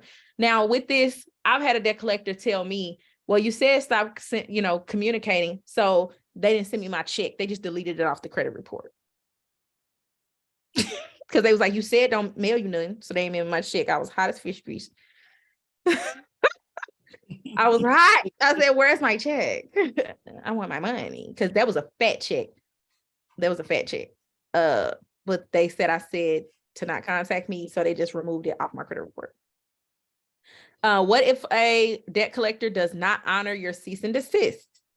Understand that a cease and desist is your right and is governed by law. If you demand that a debt collector cease communication with you and they refuse, you would need to have proof that you sent the cease and desist, file a complaint with the CFPB and upload your proof.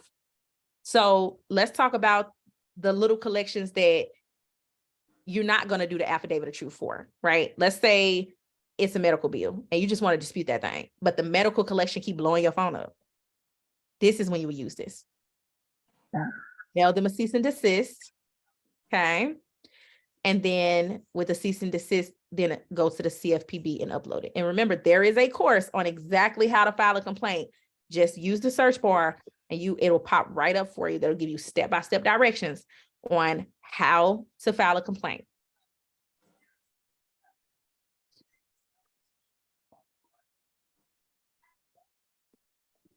And that is the end of tonight's call. Any questions, guys? How y'all feeling? I got information that I needed. That's really good. I'm so happy that you're here, Dominique. I could tell you got a lot of information. Thank you for interacting. I appreciate you being on here. Charlotte, was you still looking at them contracts? Girl, did you find something? I found a lot. Yeah, I'm just thinking, what's my next steps? Like, well, I know my next steps, but I got my validation letter. I'm getting those out. And then after that, do I start on the complaints, like for the exhibits and stuff? Absolutely. You sure do. Once you get your exhibits together, file your complaints. Once you mail out your affidavit of truth. And I want to see some pictures that y'all mailing it out. I want y'all to show y'all affidavits of truth. Show y'all mailing it out. Show y'all contracts. What's that, Sean?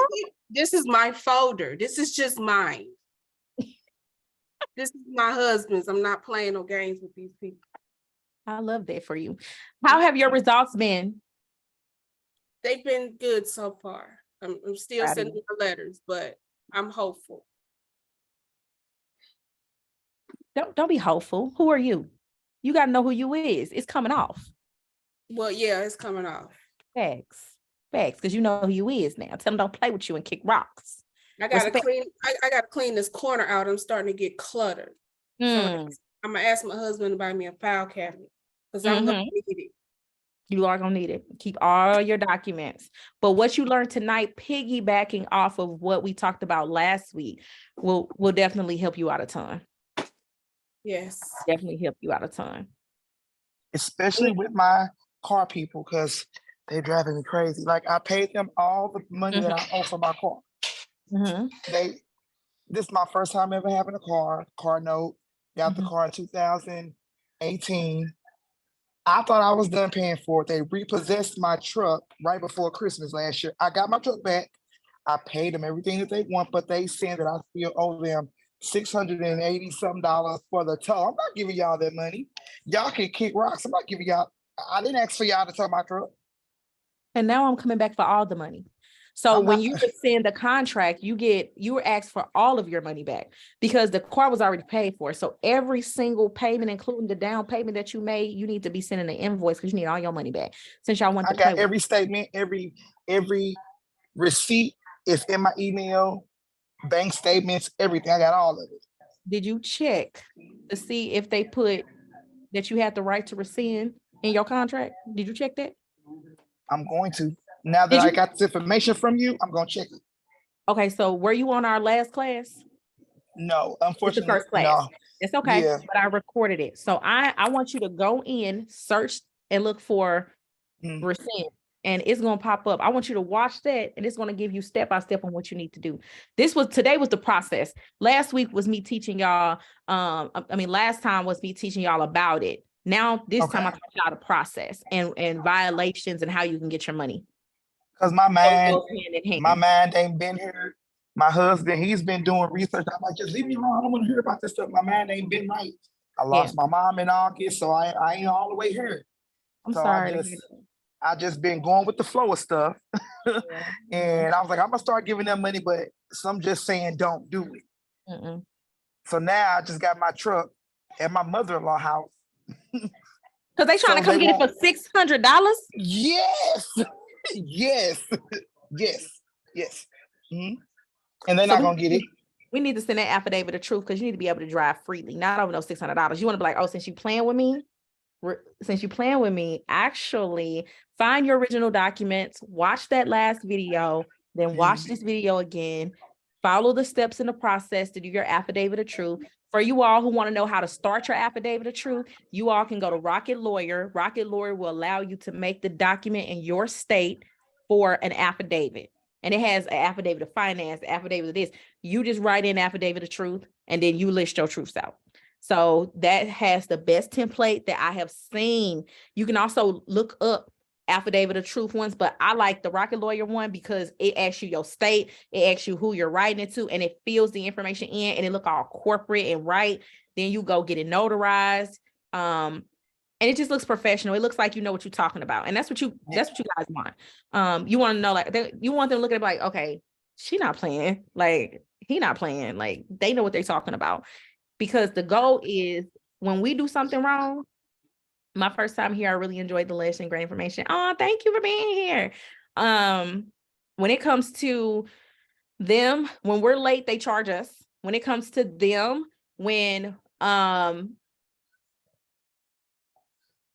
we're talking about third-party collections too, y'all. Because like when it's still with the original company and they're calling you for whatever, except for a car.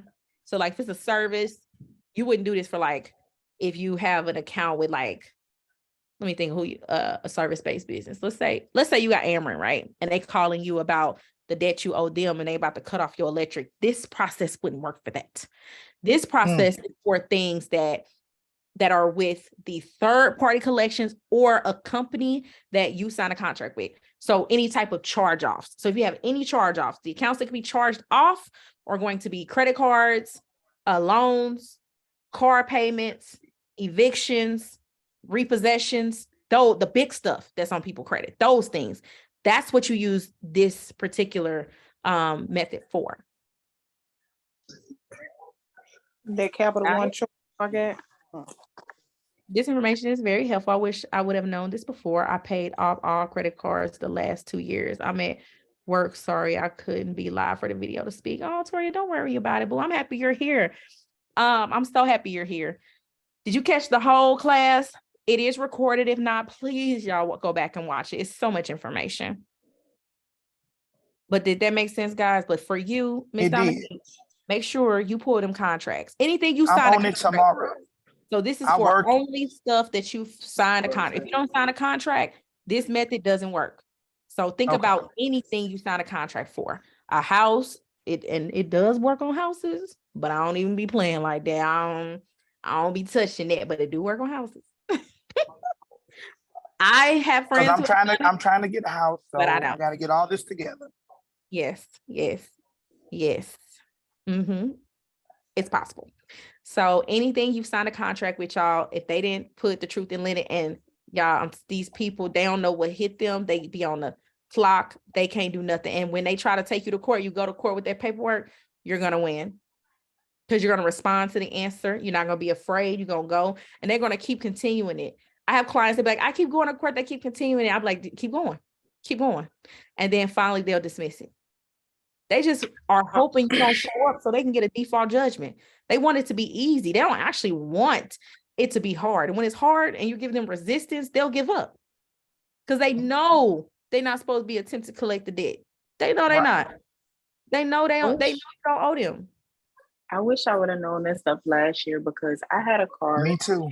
And I was making payments on it, and I fell behind on my payments. Now, granted, I tell you, I was going through a tough time, and I just could not keep up with it at that point.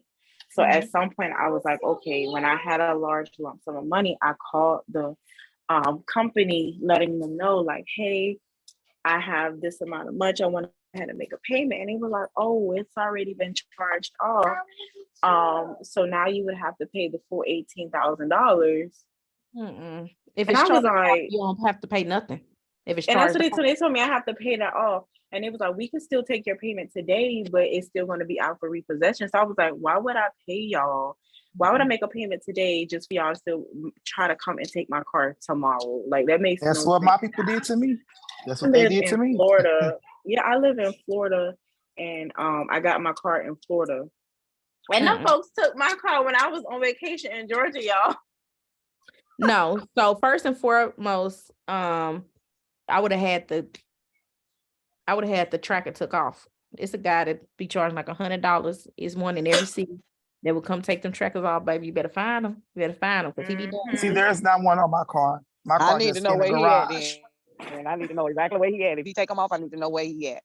Already found one in my truck. You better done tossed the first. Let me tell y'all something. There'll not be another one. Yep, y'all better look it up, because they be having it. My friend had a car. She found a guy, $100. He came and removed it, and she's still driving that car scot-free. And she had just got it in 2017. It was a brand new car, and I helped her use this same method, and she still got this car. Never paid another dime on it. Never. And she still has the car. And it was I can't hear nothing. I believe him. I believe it, baby. That's we found what that GPS. Sure did. Had some work done on the truck. Got a little lift on it. They say, "Oh, we found a little box." Oh, you did. Can I have that, please? I need to figure out how to do this. Can I have that, please? And see, I thought when they report my truck, they were getting ready to sell my car because they thought I was gonna come get my car. They do, yeah. I paid $10,000 for my car. I'm coming to get my car. And they steal your stuff that's inside your car. My car got repoed. Yes, they do. So everything that was in my car, I went there to go pick my stuff up. Baby, all my stuff was gone. They had my stuff in the trash bag. Mine too. And I got my car back. And then I got it repoed again. I mean, I didn't have it. I And didn't the have key that they had, Oh, the key well. that they made, yeah, the they key that made a they new said they key, made, and it was I thought the universal. key, It was like a had a universal. tracking device on it. So I'm riding down Dunn Road in North County in St. Louis. I tossed the Hey, key girl, out the window. Let me find out that was to a Kia. You didn't create a Kia board. No, Can you- I got a Nissan. It's not a Kia, it's a Nissan. Okay. Yeah, They be can you making go them. back to what you were saying about your friend and how she still driving her car? Because I think my AirPod had died and I couldn't hear nothing. You said, can you go back to when your friend just stole these people car? She trifling. That's my Nah, friend. she still, that was her trifling. car.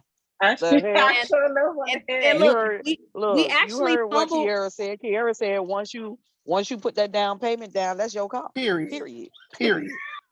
And even if you don't put no down payment down, once you sign and drive, baby, that's your car. But see, at this time, I was just That learning part. stuff. I was just learning this part, right? So, they say that's not legal. They have to, Emmanuel said that's not legal. They have to send you a certified letter, then give you time to respond before they pick it up. Lawsuit. Absolutely. That's another thing that we're going to talk about when they be repossessing cars without giving y'all certain type of information, because this is your car. How they going to just come and get it? Also, Girl, I no, never got a letter. that's crazy. the Never car got was a letter, already, the ever. car was already paid for. Remember, y'all, because y'all Before they took the truck. before they took the truck, it was paid for, signed. Y'all don't owe these, you don't owe the bank.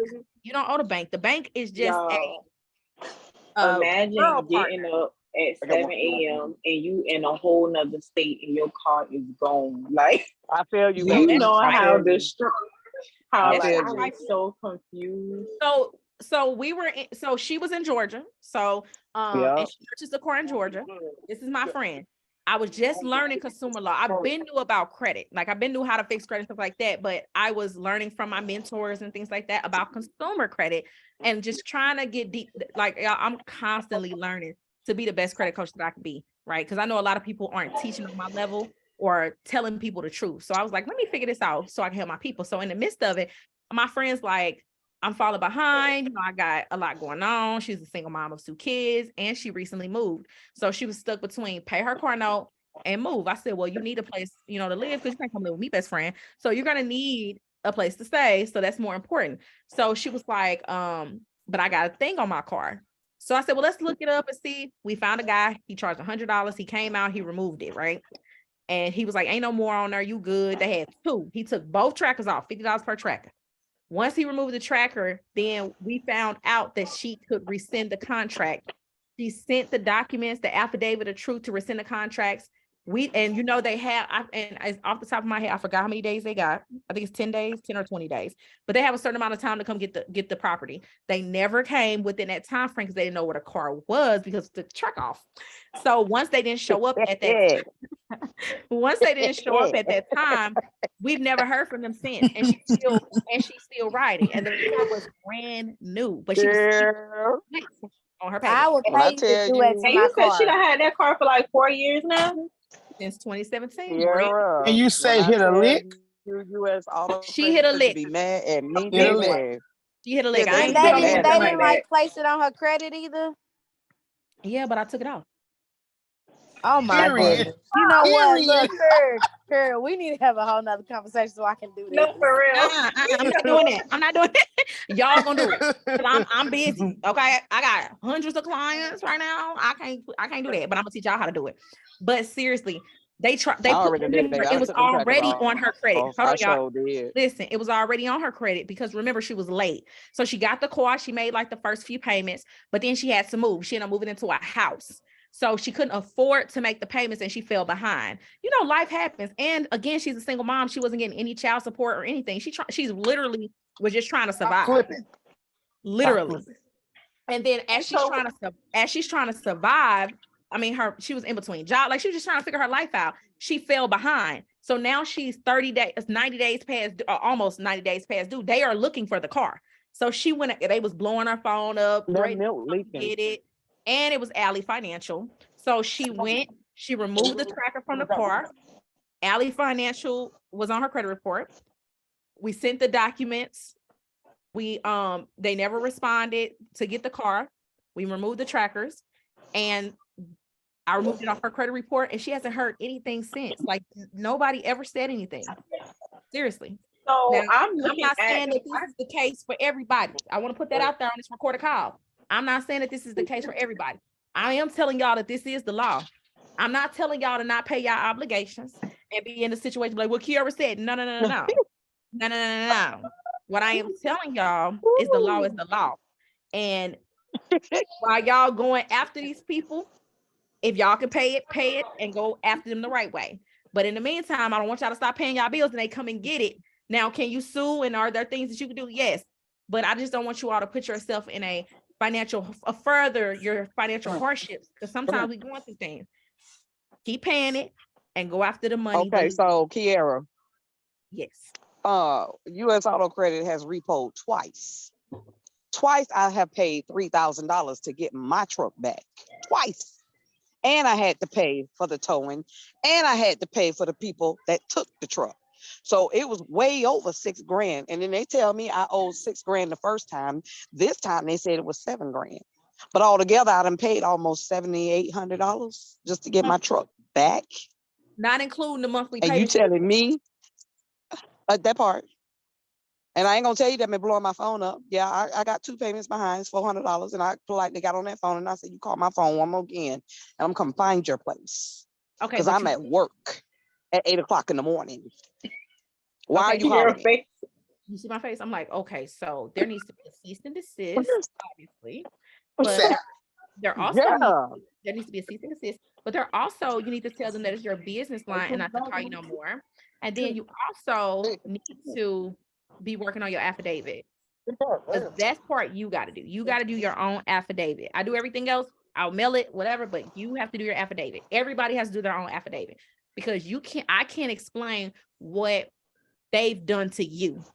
Remember, your affidavit of truth is what the damages that they did to my life. That's what you need to put in the affidavit because of what they did. All of what you just told me, they need to be put in writing because you know the pain, you know the suffering, and then you put a dollar amount to that. Because I might feel like that's 5,000. You might feel like, nah, baby, that's 20,000 worth of hardship. Okay.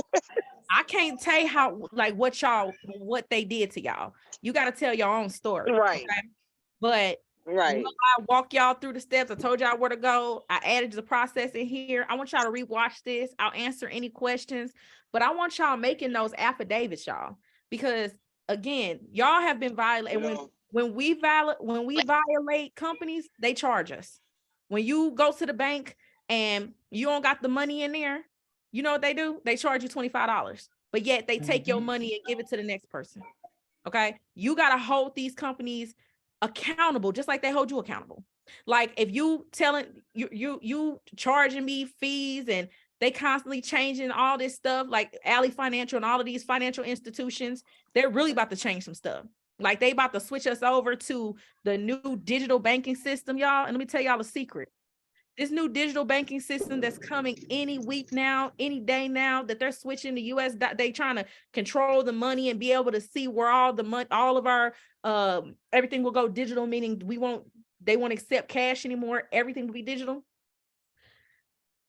When we signed every last one of these contracts that we signed, the contract stated that we could only pay for these contracts in USD, right? So when you go with cash and try to pay a mortgage, a car payment, or anything, and they don't accept it, it is null and void. It is null and void. So somebody finna have some free houses. Somebody finna have some, and I recommend y'all got properties, try it on one of y'all properties first. But I'm telling y'all the truth.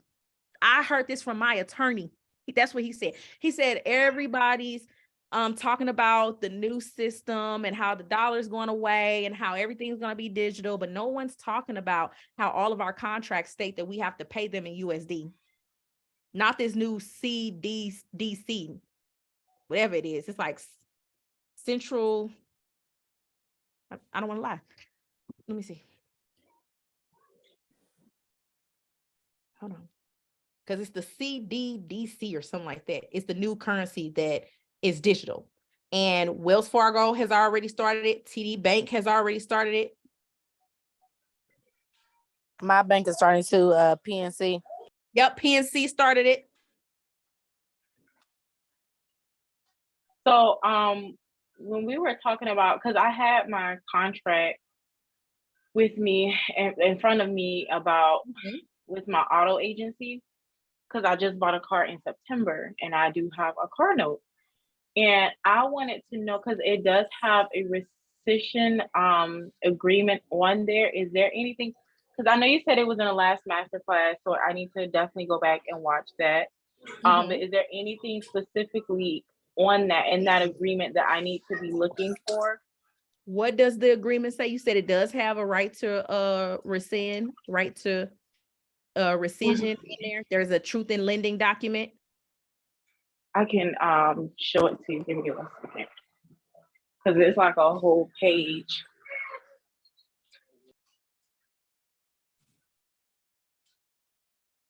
Yeah, it should be. And what company did this?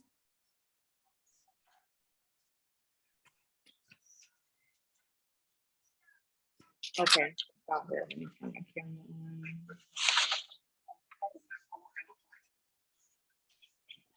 So this is what it's showing. Can you see that? It kind of looks fuzzy.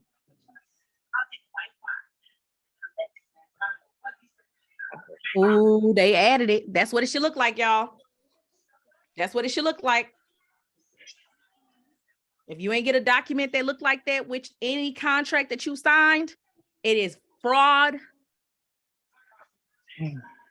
So these folks ain't playing. I got another question though. Mm-hmm. There's more than one thing that would make it null and void. Did they give you the full amount of the car? Full amount, insurance costs, the credit note and finance charge. Did they give you that? No, that's not on here. Oh, but that's a violation. Boom, it's null and void. Yeah, on this particular like page on this agreement, it's not showing that.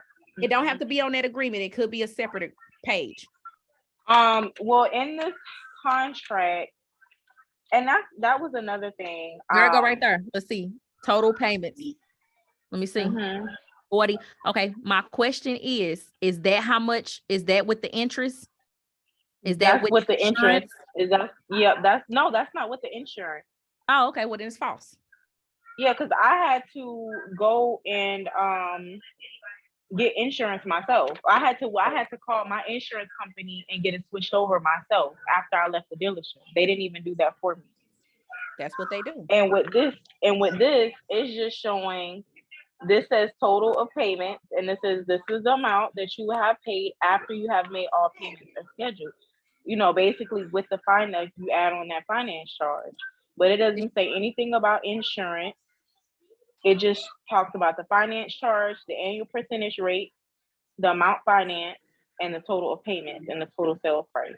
The amount financed should be the total amount of everything. It just says the amount of credit provided to you on your behalf. You the creditor. So what they mean, the amount of credit provided to you on your behalf. So there are some violations in there. Go back and watch. That's what mine says too, Kiara. Mine says the same thing. Same thing. Go back and watch that last video. Okay. So that you can see what I'm talking about. Okay. Okay. It's called the CBDC. So the banking system is switching over to instead of cash, to a digital currency, kind of like crypto or anything. So imagine how we send money right now, but it's going to be a lot faster. The banks are switching to the CBDC. PNC has already did it, Wells Fargo, and a lot of other banks as well. You have to comply. Wells Fargo, PNC Bank said you have to comply or you cannot use their bank. Okay. That's what they said. So I'm not complying. It's up to y'all if y'all want to comply. Y'all not about to be seeing all my money and what I'm doing. And it's a control method. However, the contracts that we signed does not state anything about the CBDC. So once these banks transfer over, any contracts you have that states that they will no longer take US cash and will only take money through the CBDC will be null and void. And this is coming straight from my attorney. So what does that mean? I'm confused. Don't be, because it's clear. Well, I just say, if you got a car note And if you read your car payment, your car note, it says that all your payments should be made in USD.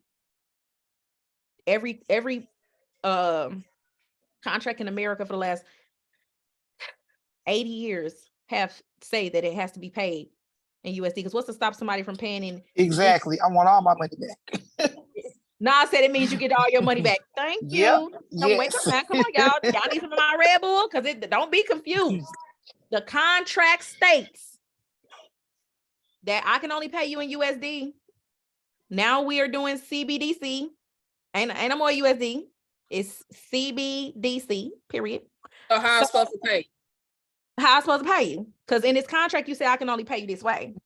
So when I go up here to try to pay you and I send you cash and you reject it, then it's null and void. I'm about to go buy another car.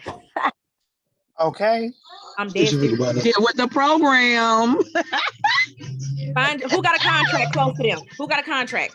Anaya had her contract. Look on your contract and see, does it say how you supposed to pay them? It says USD. It say USD, right? Yup. Okay. So if the system is being switched to CBDC, then how are you going to pay USD? You can't. You can't. So that means that it defaults on their end because they defaulted on y'all contract, not you. You have USD. I got cash in hand. I'm trying to pay you. You won't accept it. So then now you defaulted on the contract that you made. Yeah, that part. Remove it off my credit. Credit finna mean everything. When they switch over to this CBD stuff, credit finna matter more than anything. So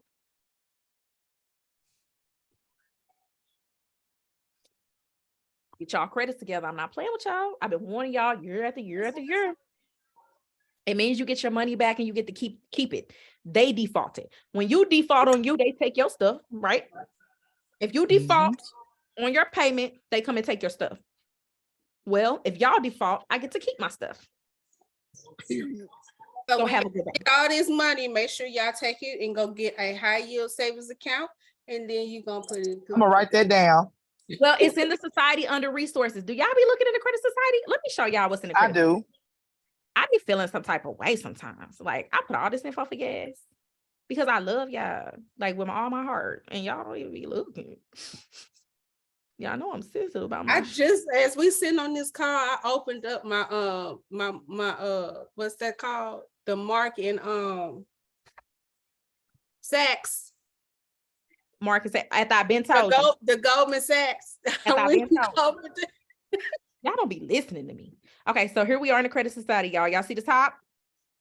Highlight the hashtags. Y'all can click any of this stuff, documented trackers, and look at all this beautiful stuff that comes up. It's so much stuff when you click on the highlighted, right?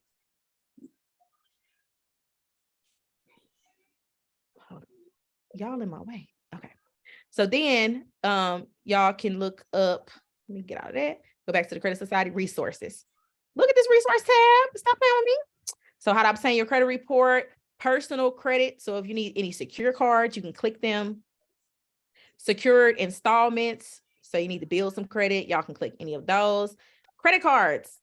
We partner with all of them. So if you're building your credit, you can use any of these credit cards, any of them. A lot of them are not a hard pull. They're actually a soft pull. So if you don't qualify, it'll let you know. So you don't have to worry about ruining your credit. If money tight and y'all need an installment loan, y'all need a loan real quick, all of these work with less than perfect credit. All of these are personal loans. This one I think is real good. One of these are for better credit. But all of them do like a pre-qualification. And then auto loans. So if y'all need to refinance or you need an auto loan, you can go through here. And then Premier Savings is a high yield saving account. And then right here, financial account for kids. Y'all love my green like debit card for my kids, girl. When they do chores or anything, I pay them cash, and I'm teaching them about finance early. But when y'all get in here, it's normally here, right? Start here, click feed, and then you can see everything. And then you put what's on your mind. That's where you write. If you're on your phone or mobile device, at the bottom down here is going to be a pencil, click it. And that's how you communicate with the whole group. Over here, groups, y'all, not groups, courses. We have so many courses, y'all. Look at all these courses. This is a whole course. Okay. Feed where others have asked questions. Okay. Table of contents. All my stuff is quick and to the point. Look at all these courses. I did not do these for my health, but I did them for y'all. And one of the ones that I want y'all to pay attention to is the CFB is your friend. Right here. How to file a complaint, what it is, why it's important, what should you file about? I mean, y'all, it's there. It's quick to the point. The breakable laws of credit. Look at this. It tells you more about TILA, truth in lending, and all that. It gives you information about these laws that we already talk about. Invasion of privacy. Look, identity theft and things like that. How to remove inquiries, step by step with an ebook. A guide to removing charge-offs, getting late payments removed. I mean, it's all here, besties. It's all here. How to manage your credit cards. If you all have credit card debt, boom. It's all laid out for you guys. And it's business ones as well. How to sell on social media, using other people's money, invest, real estate. We have a wonderful business credit one. Tier 1, Tier 2, Tier 3, Tier 4, business credit webinars. Secrets to using vendor accounts. So for you all who are interested in starting a business. No, I think you got one in it. Oh, I do have two. You had one earlier? Y'all see this? I do. So there are a ton. Also, Credit with Kiara support is here. If you need a free credit consultation with Bright Future, it's here. If you need to get back to the easy credit repair system, it's here. And if you would like to buy anything, that's what you were looking for. Probably. Everybody see that? Any questions? I did. When I get to work, because I sit at the computer all day, I'm gonna be looking. I already been looking at your courses, so I got my notebook for a reason. I know that's right. So y'all, as y'all have questions, please share it with the community. Again, I do want this to be like how we're engaging right now. I would like to do this all the time because honestly, y'all don't be having much questions on the forum. Most of them it'd be one-on-one. But if y'all ask questions on the forum and someone say, well, I have that question too, I'll jump on and we'll do one of these calls real quick where I'm live and we could talk about it. Okay. But I just need to know what we all need help with collectively as a group. Okay. Perfect. Right. Was amazing. Thank y'all for getting on here. Y'all go show me some love on social media. Tell everybody what y'all learned. I definitely am. And go get y'all friends in the Credit Society because they need this information. And if y'all grab y'all link too, make sure y'all grab y'all link so y'all can get some credit for it. But if y'all need anything, don't hesitate to reach out. Thank y'all so much for joining me in the Credit Society. I love you guys. And that's all for tonight. See you guys next masterclass. Good night. Good night. Bye. Thank you. Good night. Bye. Bye.